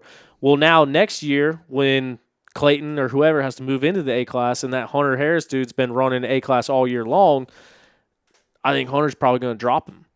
So it's like it's not that I don't have a problem with what they're doing because it's fully within the rules, but I feel like guys that have that much raw speed are kind of hurting themselves by staying in C-Class and winning those races versus going up with A-Class and getting faster. And are they racing C-Class at GNCCs and trying to get national championships, or are they racing Mid-East? Yeah. Which is also a big deal. So, yeah, I mean, it kind of goes hand in hand, but I mean, I remember whenever I was racing B-Class, or even C-Class GNCCs, the guys winning 4-stroke C lights or 250C 12 to 19 were getting top 5 overalls. Yeah. Nick O'Brien was one of them. Yeah. And I mean, but he was young. Yeah. I mean, you don't want to throw a 15-year-old kid into straight off minis to 3 hours sometimes. Yeah. So you run 4-stroke C lights or 250C. Yeah. They go out there, kill everybody, then they go to B class, they kill everybody. Well, then they go to A and they win, they do good. That's kind of where, that path led for Nick. And I can see where a lot of people get mad whenever riders are racing nationals at C class or B class level. I see it a lot in B class because you're racing national B. You might not be winning. Might be getting third. There might be a kid in New York and a kid in Ohio outrunning a kid from Georgia. But when he's down in Georgia, he is stomping everybody, and everyone's mad. Yeah. Old men are mad. They're like, why is this kid? This kid's not a B rider, blah, blah, blah, blah, blah. Yeah. He is a B rider. He's a national B rider. Yeah. Just like on moto. Similar. I mean, it's kind of the same concept. National B riders, sometimes, like Levi Kitchen was the fastest guy at Loretta's one year from B class. Like, you could argue he wasn't a B class rider then, but the way the steps are, sometimes that's how that works. This situation is a little bit different because we're talking about C-Class at Mid-East. It could be argued. But that's my mindset on it. I mean, not everybody goes to B-Class and just stays there. Yeah. And if these kids want to stay in C-Class to get their wins and then they go B and A, it kind of – a lot of people that complain, I think, are guys who are lifetime one-classers or that don't want to get faster. They want to keep getting their thirds and their seconds and occasional wins in a class. Yeah. I see it a lot of local A class. Guys will be local A forever. Like I run double A. I don't always need to be running double A because sometimes I'll go out there and I'll get a fourth, a third, a fifth, or I'll go ride decent. I'll get a seventh and eighth. And I mean, you could argue, hey, Craig, you should probably not always run double A or you shouldn't have went and ran pro at a full gas. But riding the bigger classes is where you get better. Yeah. But for these younger people, I see why they're kind of camping just a little bit to get, momentum kind of. Yeah. I mean, if you're – a national C class is a big deal. Oh, yeah. In any situation. On quads, on bikes. So, I mean, it's a big argument, and I can kind of see where people are coming from. Yeah. No, I do too. And I think with Mid-East, like I said, the same pro overall trophy is the same trophy that the Pee Wee winner gets, that the AM bike winner gets, that the youth riders get, that the C-Class riders get. So I think that is a big part of it. And, like, I probably shouldn't have called people out by name, but I don't want it to come off as a negative thing because I have so much respect for those kids because, like, I was never that fast and I'll never be that fast. And they all have circumstances. Like, TJ was super young and he was way too big for a mini bike. He could have still been racing the youth race. Yeah. So it's like when people got mad at him, like, that was my argument for him. Caden Johnson, like, broke his back coming into the season, didn't even know how he was going to do. So then he raced C-Class, just kind of eased back into it, and then ended up staying the whole year. And now Clayton Gant's just kind of following that same suit, coming off mini. I don't know how old he is, but I don't want it to come across as negative. And I say that stuff just kind of like picking, like kind of like I was picking on Grant, like saying stuff back and forth. It's just my personality. But I think sometimes people that don't know me as well could take that the wrong way. Yeah. So that's what I said the thing about Clay. He doesn't look at me when I do podium interviews or like I say what's up to him. He doesn't look at me. That might just be who he is. RKO him off the Or he might stadium, I bet hate my does. guts for saying that. I don't know. I really don't know. But either way, he's ripping, and I'm super pumped on it and super pumped at how good he's doing at GNCCs because that's also Mid-East representation on the national level. And, I mean, like, my C-Class year, me and Wade Furness, we battled back and forth. And granted, it was my third year riding dirt bikes in my life and my second year racing. And that was when Mid-East was one race. There wasn't a C-Class race. Everyone was in one race. And me and that kid that year, our first half of the season, we were like barely getting top 100 overall. And then by the end of the season, from C-Class, him and I were in the top 20, top 30, and we were overalling the B-Class. So, like, as C riders, us two battling, we were the top finishing B riders or C riders. But that was a situation where, like, that's the year that I got my version of fast. Like, I'm not fast, but that's the year that I got my version of fast. And him and I pushed each other every single. That was my favorite year racing ever because me and that kid did not leave each other's sight for 2 hours every single race, and that made us both so much faster. Yeah, that's what you got to have. You got to have competition. Yeah. So, anyway, hope that cleared some of that stuff up. Yeah, we got to call Jhak Walker. We got a ton of other stuff on here. I texted Jhak and said, 5 minutes okay? And that was like 20 minutes ago. You reply? That was at 9 o'clock. That was 20 minutes ago. I'll read through some of these comments if you want to get him on the line and see what we got. Good to go ahead and call him then. Tony Emerson, Grant mentioned Bollinger. Any update on him? Last I heard, he's working in Florida, I think. Tyler Brown says it's always awesome when Cody Barnes and Jhak Walker come back to Illinois and run District 17 race. Cody runs a local Stadium X on Saturday night and rips there.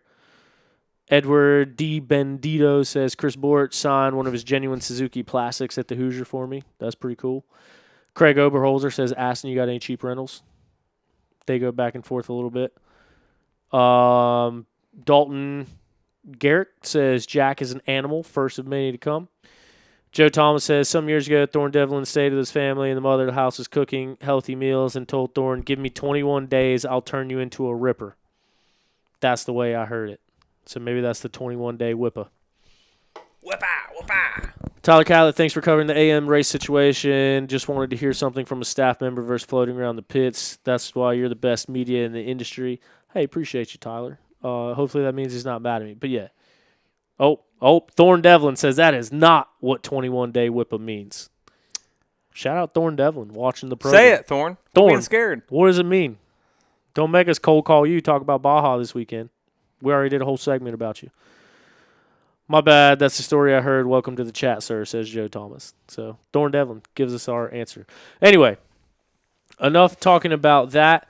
We are going to be joined by this past weekend's Pro 2 class winner on the weekend factory Beta Racing Machines, Jhak Walker. Jhak, what's up, dude? Hey, how's it going? Good, man. How are you? Where are you at? Yeah, why is it daylight? And why did you do your hair for this? Did you go back in time? Why is it daylight where you're at? Tuck that chain in, son. I'll steal it. Yeah? It's a Temu special, man. Are you like in the garage in the truck? You look like the baby. Daylight out here. Are you in Illinois? Yeah, we're an hour behind. Oh, okay. I guess that makes sense. But it's still it's only 8:30. All right. Yeah. Your story checks out. I was wondering, I was like, why the hell is it daylight? Where you at, brother? It's dark as shit here. Threw me off. I'm back in a different country. I thought we actually called you on time for a second. Any honeys in Illinois? What's the deal over there? Where my family lives, man. Cornbread fed. I understand. Got the corn. Where's Big J at? Is he driving right now? No, I'm just sitting in the truck because I got 9 siblings and nowhere else is quiet. Oh. Have you been sitting in your truck for 23 minutes since I told you I was calling in 5 minutes? Yeah, just about. I'm really sorry. We went through the comments and we got all riled up in there, so my bad. My apologies. Nah, that works. But dude, let's get right into it, man. Jhak, last year you had a hell of a season on the 125 in the XC3 class. Came all the way down to the wire. Unfortunately, bike broke down while you were leading the final race that you had to win to get it done. This year, first full-time year on the 250, and now I believe that's your first Pro 2 win, right? Yeah, first one. Yeah. Came out on that one. So first full-blown pro class win this past weekend, man. Tell me about it. How'd it go out to the Flying W? Man, it was mega. Well, Friday, I spent the week riding with James Jenkins down in Missouri, getting used to the rocks, and yeah, we had some good practice. And Friday, I crashed pretty hard. I landed on my hand, and I was like, "Oh crap, this is gonna be a rough weekend." And made sure it was all right. Rode around a little bit Saturday, and was all good. And then, yeah, I mean, Sunday I just kicked it off. The first test, I was just riding really well, and I would really surprise myself coming off with the test overall win, which was absolutely more than surprising to me. And then, yeah, it was really rocky, and which I don't mind rocks at all, as I have a little bit of Missouri background, so a little more used to it.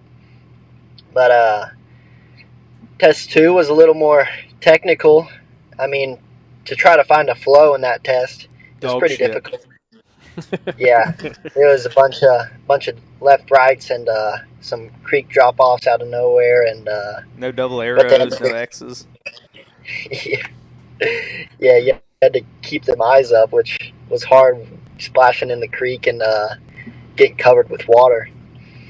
But yeah, test 2 went all right. I got another test win then, and then test 3 they took out since it was started, I believe, 8 minutes early or so. And yeah, that test I was feeling my best. I was doing really well, and then I come around a corner, smacked a tree. It pulled my whole front end, and then my wheel was like facing this way, and my fender was like this. It was nuts, and tried to straighten it out, but banging it against a tree was not helping. So I finished that test out, and then to find out it was thrown out. And then we didn't have any rider support in between those 2 tests. We were out in the middle of the woods, so I asked some people for some tools, and they helped me out. And Nick and Will, Nick DeFeo and Will Steven Piper, they helped me out, get it all straightened out. And then we went to test 4. I rode a little sketchy. That was the test of the Brock Hepler was following me. You could see me getting really sketchy out there. And yeah, that test was all right. I got another test win there, and then we got rider support. And then Denny and Kai, my mechanics, they fixed everything that I broke. And we went out on to test 5, and that test was pretty sick. And there was actually a downed rider pretty early in the test. He was like stuck in between his bike and a tree. I mean, if that was me, I wouldn't want to be sitting there. So I went out and I picked up his bike and kept going. I knew I needed to push really hard. And then I went through a creek and I caught a little bit too much water. So the bike didn't want to keep going. So I took the air filter out and I had to squeeze it out of water. And in the middle of a test, you did all this? Yeah, it was. I was going crazy. It was like 3 foot deep. Like, it was deep as shit. Jeez, dude, so you stop, pick a bike up off a guy. First of all, you're a good boy for doing that. That's a good move right there. And then squeezing out an air filter, pulling it off too in the middle of the test, and you still got the win. Yeah, I don't even know. The rest of that test, I was hammered down. I was not giving up on that because well, my dad told me a little bit. Like he was up there chasing my little brother. He was on row like 70 or so. And before that test, and he came down my truck and was like yelling at me that I'm a minute and a half ahead. I'm like completely surprised. So I'm like, after that happened, I'm like, of course this happens when I'm winning. Dang. And but I got that straightened out. I squeezed out the filter, put it back in, and bike ran perfect. And finished that test out really well. And then we had a good long transfer on some roads back, and I kind of hauled on them roads. Maybe sprayed some people with some rocks on accident. That's my bad. Did a Dude, couple wheelies down the roads too. Did you see any videos from that creek? Because there was somebody taking videos. I mean, I found videos of me going through it. Did you see it? Yeah, there's a video of me. I have the video of it cutting out. They didn't get the full video. They cut off the video before they seen me squeezing the air filter out, which really sucks. I wish they would have got that on video. But yeah, you can hear the bike start blubbering and then they cut it off. Dude, Stu comes on here all the time and talks about anytime he has a tip over at National Enduro, he starts counting in his head how long he's down so he knows how much time he lost while getting out. You stopped to take out an air filter and squeeze it out. How long do you think that process took? This is a crazy story. I didn't know we were getting right into this. I mean, it happened so fast because I was like, that adrenaline was pumping. And I would say around 30 to 40, because I was like pushing because after I helped that guy, I was like, I got to make up some time. And then I might have hit the creek a little way too fast. But I would say it took around 30 seconds or so. Jeez, dude. Maybe. But luckily Beta makes it really easy to access the air filter, which is great. So I was very easy to get that done. And then I just pushed the rest of that test. And I think I had like a 9-second win on that test. I'm not too sure. You won the so I was looking up the results right now to see how you did in that test. You won that test? Yeah, I don't know how either.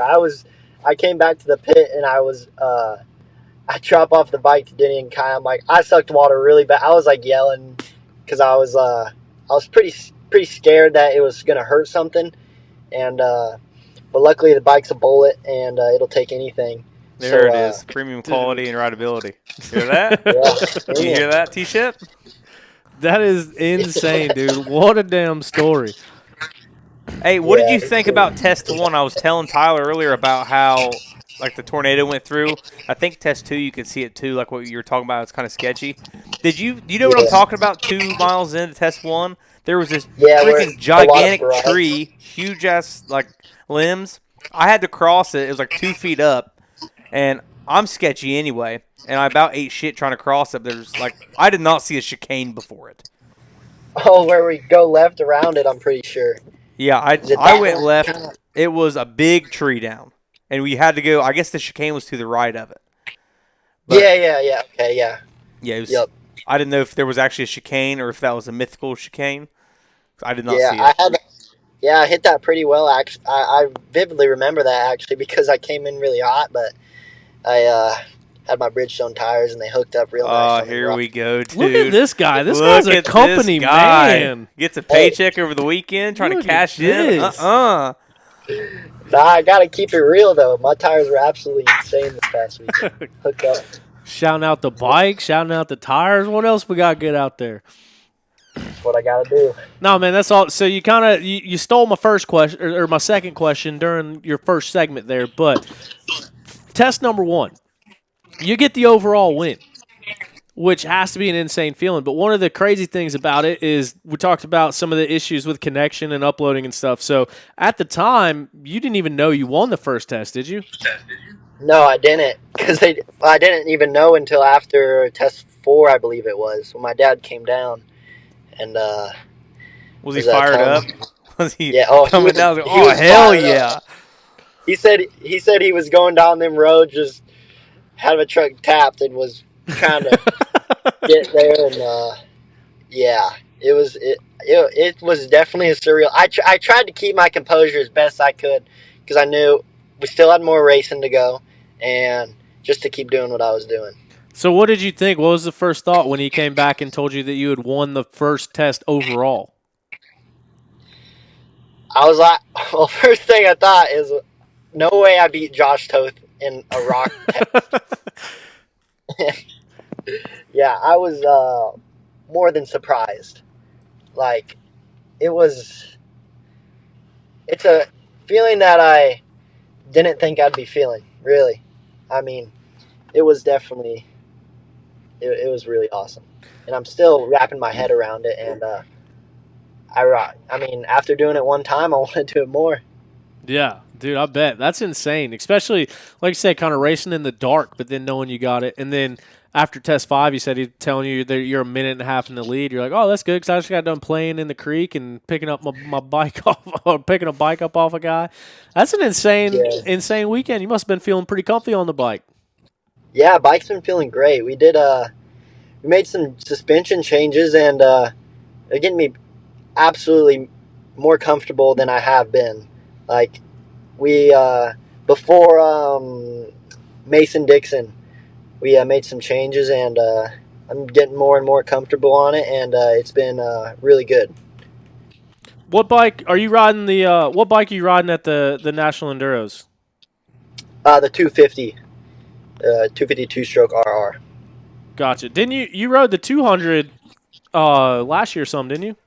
Yep, the 200 is absolutely awesome too. Like it's like a 125 on steroids. Yeah. It's so light and just it's awesome. How did those pipes hold up? I did a couple, but they hold up real well actually. I haven't had any issues. Now That was a small comment about T-ships. What about when you use other people's 200s? How do those pipes hold up? Do they get dented more frequently or what? If you borrow someone else's bike in the off season and return it, Oh, looking dude. mangled? Yeah, I mangled someone's big bike. Back in the off season, I was mangling some. I was doing some Jhak stuff. Jhak's tough on equipment. Yeah. I went over to the Yeah. shop and I met Kai for the first time. And I was like, did anybody tell you that Jhak's a little tough on equipment? He's like, oh, dude, I've already seen it. But no, dude, Oh yeah, he knows now. you rip like straight raw speed. You've been riding really good. And so last year, racing XC3, I think that's a big reason why you were kind of riding the 200 to ease into it. But now you're obviously riding the 250 full time. What's it been like for you this year, jumping up to the 250 at the GNCCs? And how's your year going from your expectations versus reality so far? Honestly, I didn't really. It's hard to come in with expectations with such a stacked class. And I mean, I started the year off at Big Buck with. Well, I started actually in Sumter. I got third, which I was really, really happy with that. And I mean, and then we went to Big Buck and I got 6th and 12th overall. I was happy with that as well. And the year, it kind of trickled down a little more. I didn't really see myself where I wanted to see myself, but now I'm getting that back, and it's just that fight and that mental part of it that really I think is a big part of it, and which I kind of was struggling with, and which now I'm getting back, and now I know that I can do it, and it's a great feeling.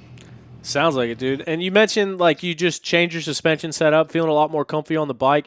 How long ago was that change made? Like, was that before the last round, or when did you start getting that part of it dialed in? Right after Hoosier, I noticed I was riding a little too heavy on the bike and just blowing through it, and I just needed something stiffer. And yeah, Bryce at Beta, he got me set up like awesome, and yeah, we made some changes, and it's been really good. Jhak, obviously everybody wants to see the riders in GNCC, like that's the premier class.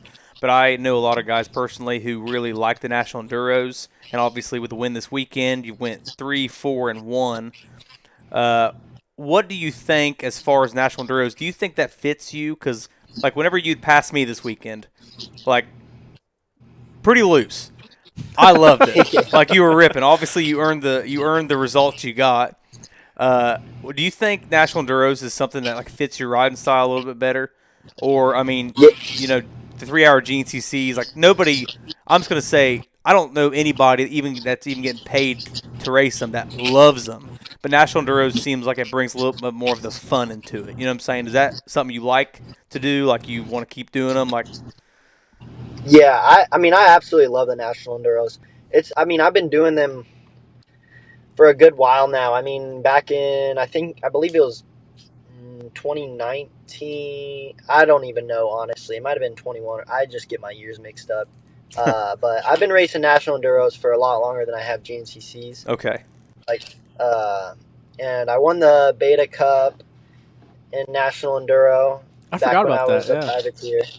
And then I've been doing them a lot longer. And where in Illinois, there's not really much open riding.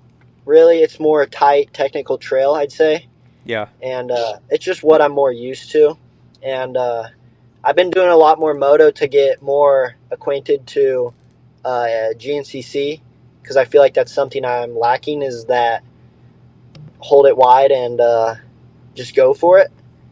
But any PG, I'm very used to the setup and everything that happens, and I mean, I love them both, but it's more what I'm used to, I'd say. Yeah. Bro, I've seen you hold it wide and go for it, so I don't know what you're talking about out there. You'd be up in halfway through the XC2 class on the first lap last year. No, you have that raw speed. But so one of the questions I wanted to ask too is kind of like you mentioned, like you came off of mini bikes and then you spent the year racing a beta to win the Beta Cup. And for those that don't know, the highest finishing amateur rider on a beta wins a beta. I think it's of your choice, right? You get to pick whichever one you want. Yeah, I believe so. Yeah. So then you obviously riding a two-stroke in that too. Have you spent much time on a four-stroke at all prior to your deal with Beta? And how do you kind of feel about riding the 252 stroke? Yes, I rode Gas 250F for 2 years, I believe it was, when I was a privateer. I raced in my year after I raced Super Minis. I raced 250B, and then I won that GNCC, I believe, like by 13 minutes or so. So I was like, there's no reason for me to be in this class. I'm not going to get better.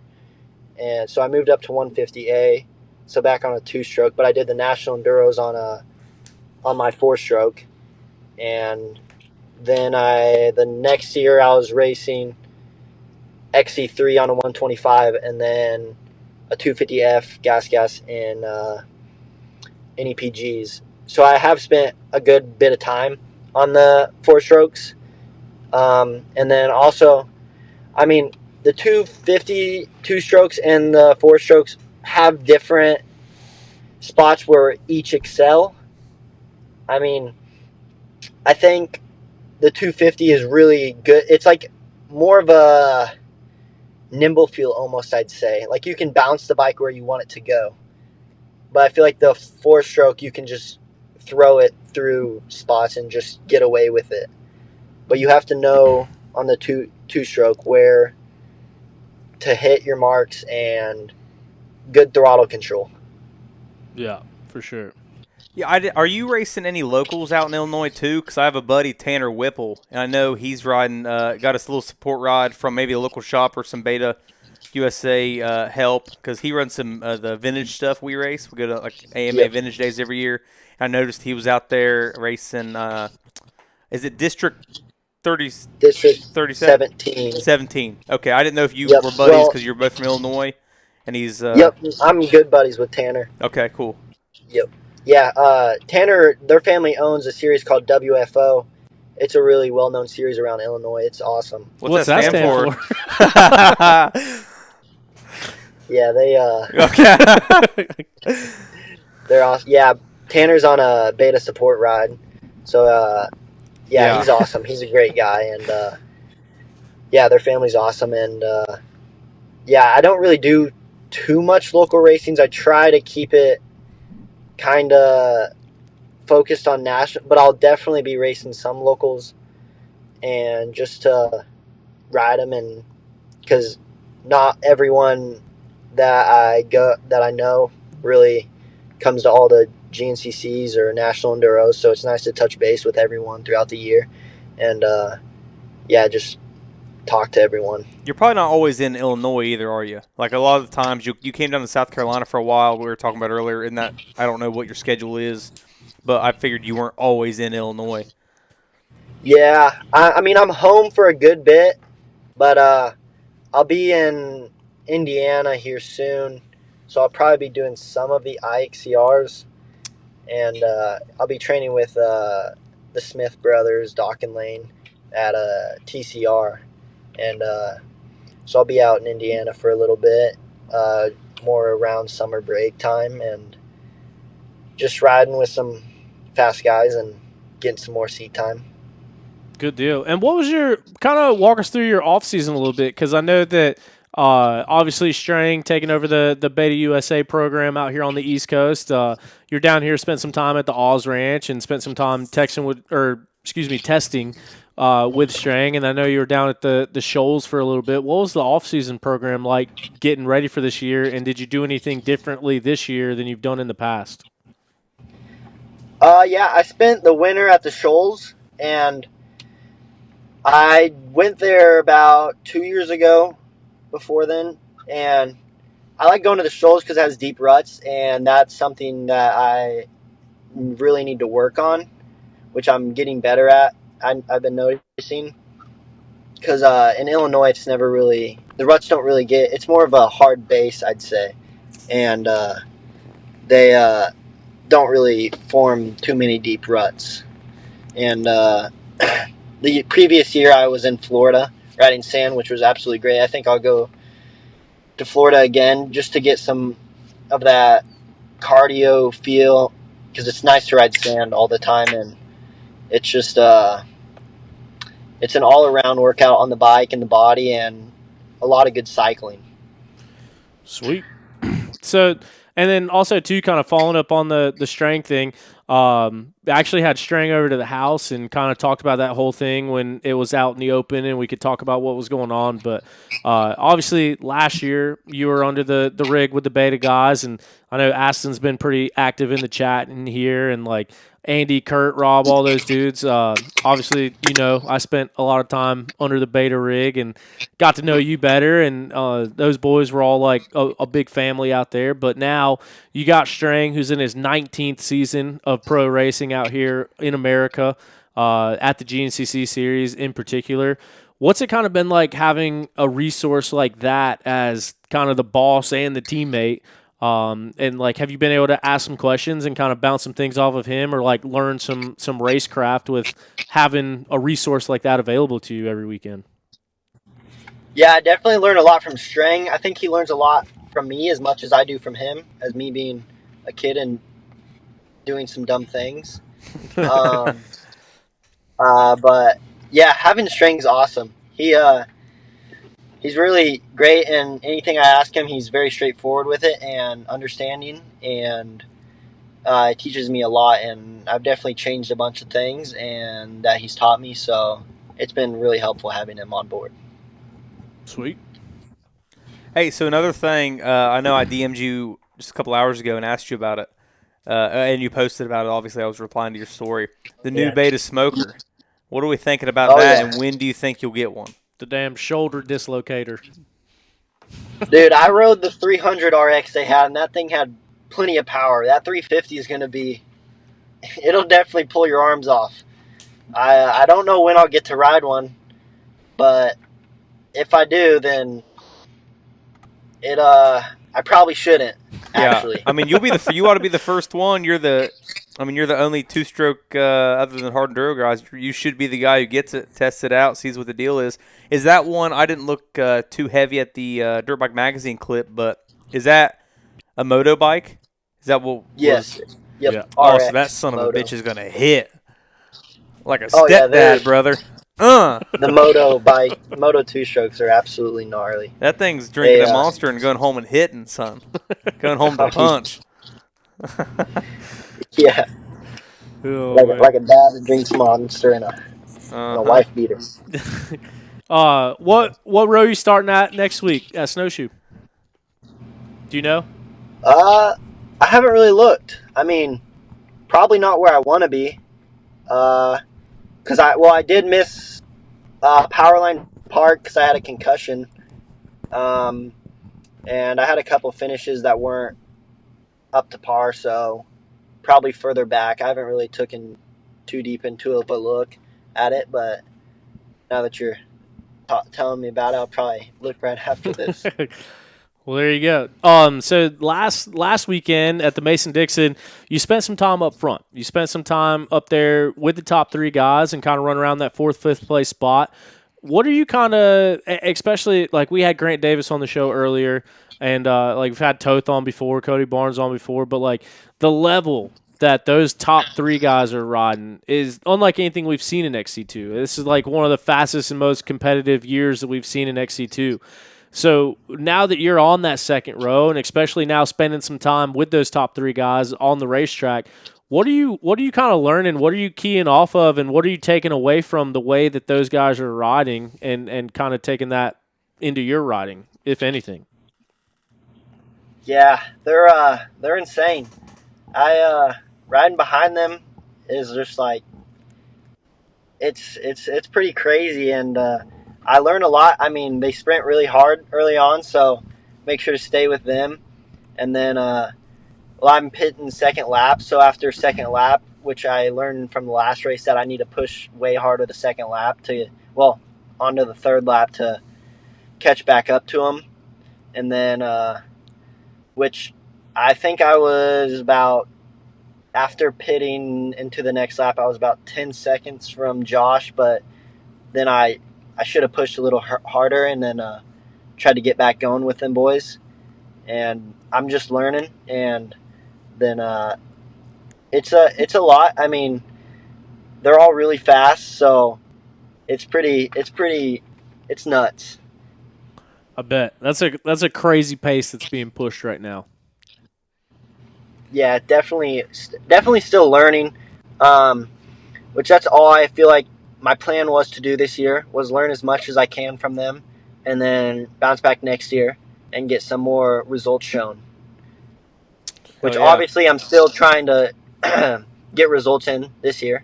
I mean, that's what I want to do. That's racing. That's part of it. So I'll keep doing that and keep doing my thing, and I think it'll slowly come to me.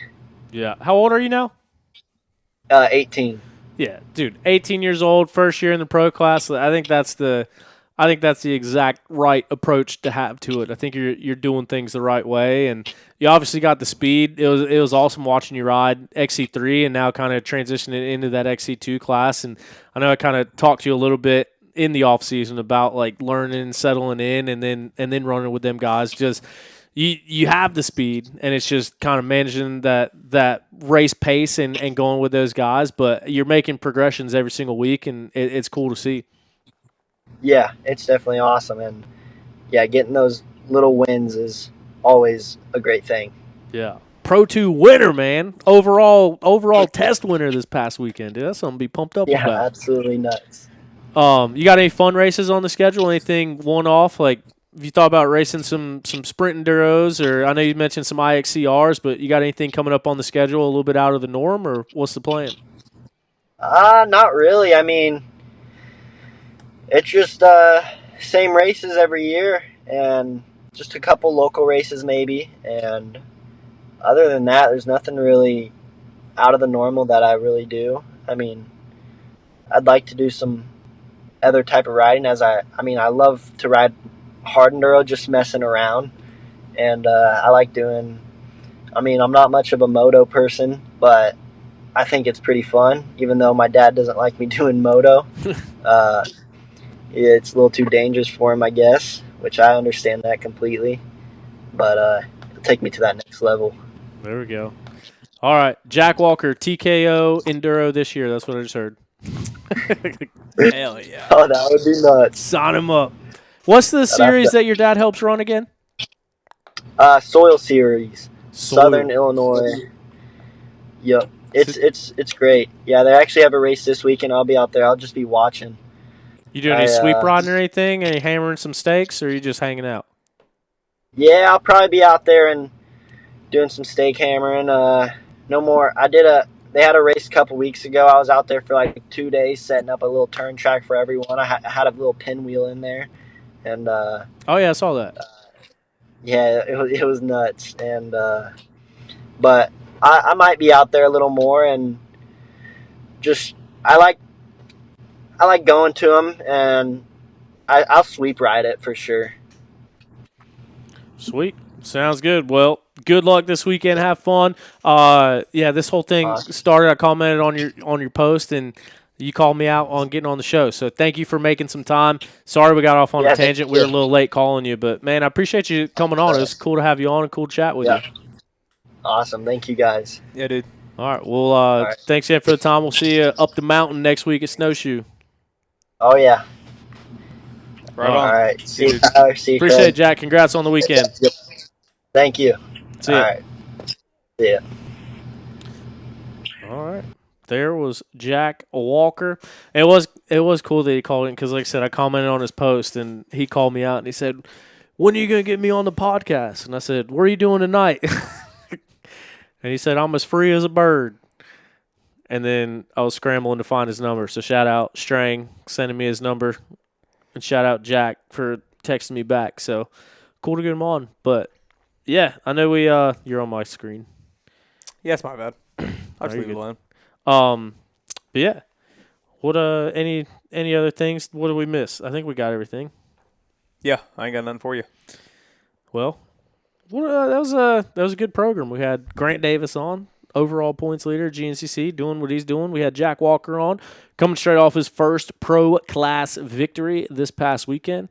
We had Big Rig Craig here in the studio, and we went on a big old tangent about Mideast and everything that happened out there. So I think it was a good show. What do you think? When are we going to get you to ride with us again? You going to ride dirt bikes with some friends? I need to, because I got a Yamaha YZ250FX that I tell you what, it just revs the hell out of my heart. What do you think about some Silver Creek riding? A little bit of Alex Luger action. I mean, right now, I don't know if you can notice it this whole time on camera, but I can't move my neck. I didn't notice it. I messed my neck Which means up. I think we should try it. Give it a try. I'm down. Give it a college try. I'm ready. We were supposed to ride last week, and you bailed on me, so don't be putting Lugers? this on me. I absolutely did not bail on that. I said, Have we already transitioned into calling it Lugers? He's the only one there. Is it Luger Gap Road? Or is it Bollinger Gap Road? Trevor's not there right now. I can't He's believe busy. this guy disappears for a couple months, and all of a sudden we're renaming his facility. Listen, someone's finally tilling it, so I'm calling it the Luger compound. Dude, shout out Edward Layton, got $10. Underfoot went away. We haven't seen that in a while, man. Shout out Edward. Appreciate it. Means a lot. Goes a long way. Thank you. Yeah, we were supposed to ride because when I talked to the Yamaha guys today, they even asked me if I rode last week with you because I said we were supposed to ride, and you bailed on me. I remember that conversation pretty well, and I don't think it went like that. You said you had things to do. Go ahead. It's probably pull up the receipts. Well, it's probably not my text messages because you call me all the time. Well, sorry, I like to get straight to the source. I'm not a talker. I got to be in the mood to talk. I told you I was going to leave work and go ride. And you said, well, I got stuff going on today. Oh, here's where you bailed on me last week. I was flying like a bird. No, we were supposed to ride, and then you called me and bailed for some reason. It was going back to work or doing something. It was something. We were supposed to ride last Thursday. For everybody. We were supposed to ride last Thursday. We could ride this Thursday. We can ride Wednesday, which is tomorrow. We can't ride Wednesday, which is tomorrow. I got babysit tomorrow. How about Thursday? I'll talk to you about that after the show. Yeah. Because I was going to ask you something else about Thursday. Everybody hold him accountable for this, too. I got to do some riding. All right. I put a lot of time on my bike at the GNCCs riding around filming, but I don't remember the last time I properly went out to ride. Like, loaded my stuff up with the intention to just ride. It's time to drag some shoulder. Let's make it happen. We're ready to do it. Let's ride. All right. Anybody out there wants to ride, hit us up. Let's ride. Yeah, I think that's about to do it. Thorne never got back to us. He commented on here and just simply said that's not what 20-day WIPA means, but he did not clarify what it actually means. So thanks for leaving us hanging again, Thorne. We'll get Thorne on the show next week. Need to. I think we can make it happen. I want to do a shout-out to everybody going to ISDE. I know the Whitmers are going. JoJo Cunningham. I'm not sure what other club team guys are going. Brody Johansson. Your favorite local guy, if he's going to the ISDE, make sure to reach out, see if there's any fundraisers. I got this shirt from JoJo. Bought it. Cash Money Records. Everything goes to help these guys go to ISDE. Kick the foreigners' ass. All of them. I don't know of anyone else. A lot of bike raffles going on, a lot of T-shirts, a lot of hats. OTP has donated to some, and I guess I need to get a hold of JoJo and Yeah. I need to support these riders. I plan on going to Italy to cover them as well. So if anybody wants to support our efforts, we'll pass it along to the riders. But yeah, I know Brody's selling shirts. JoJo's selling shirts. Yeah, Who else I you need say? to hit them up too and Whitmer's. try to get. Yeah, if any of our buddies are selling shirts, shoot me a DM or something like that. I'd like to get some shirts off some buddies. Yeah. I don't know who else doing it. I know Whitmer's are doing some bike raffles and stuff. So For sure. I don't know. Strang is raffling off an e-bike, but he's the enemy in Italy. Team Australia. Even though now I think he's been in America longer than he was in Australia. He's a citizen, ain't he? I think he's got dual citizenship. 2 for 1 combo? No. They're raffling off a bike with Carolina Pedal Works, which is super cool of Hooper to do. Yep. If you haven't checked out Carolina Pedal Works, it's really cool. It's gotten big now too. But Yeah, that's where I got my mountain bike. they got a bar, they got coffee. They open up a separate coffee shop. Yeah. They got all the mountain bike stuff. They help out a lot of riders. Hooper, obviously the founder of the Full Gas, the original Full Gas Sprint Enduro series. But yeah, CPW in Hickory, Yeah. North Carolina. And then also, if you're hungry and you want to eat a bouquet of like grapes or pineapple, there's an edible arrangements right down the road, right next door actually. Yeah. So- No, I think that's what they turned into the coffee shop. I think Oh. Hooper has that space now. Oh, he shit on them. I think so. I think Who wants to eat that is now like the CPW cafe, Yeah. if I'm not mistaken. Nobody wants to eat a grape flower anyway. Hell with them. But Cool. all right, that's going to wrap it up. Thank you guys for being here. Thank you for listening. Be a friend, tell a friend about the show. If you're listening to this after the fact, you can go to our YouTube, click the live tab on there, and you can watch the video versions of the show. We appreciate everybody that was on here watching with us tonight and listening post tense. Thank you, Craig, for being here. Thanks, Grant Davis and Jack Walker for coming on the show. We will see you next week. We got 2 more weeks till summer break. And then we'll see where we go from there. Hell, we're But going to talk about then. yeah, I don't know. Big thanks to Yamaha for being a part of the program. Talk with those dudes quite a bit. So got some cool stuff coming down the pipeline. 450FX boys, hook me up. Please. We'll see what we can do. Thank you guys for listening. Thank you guys for being here. We will see you next time on OTP.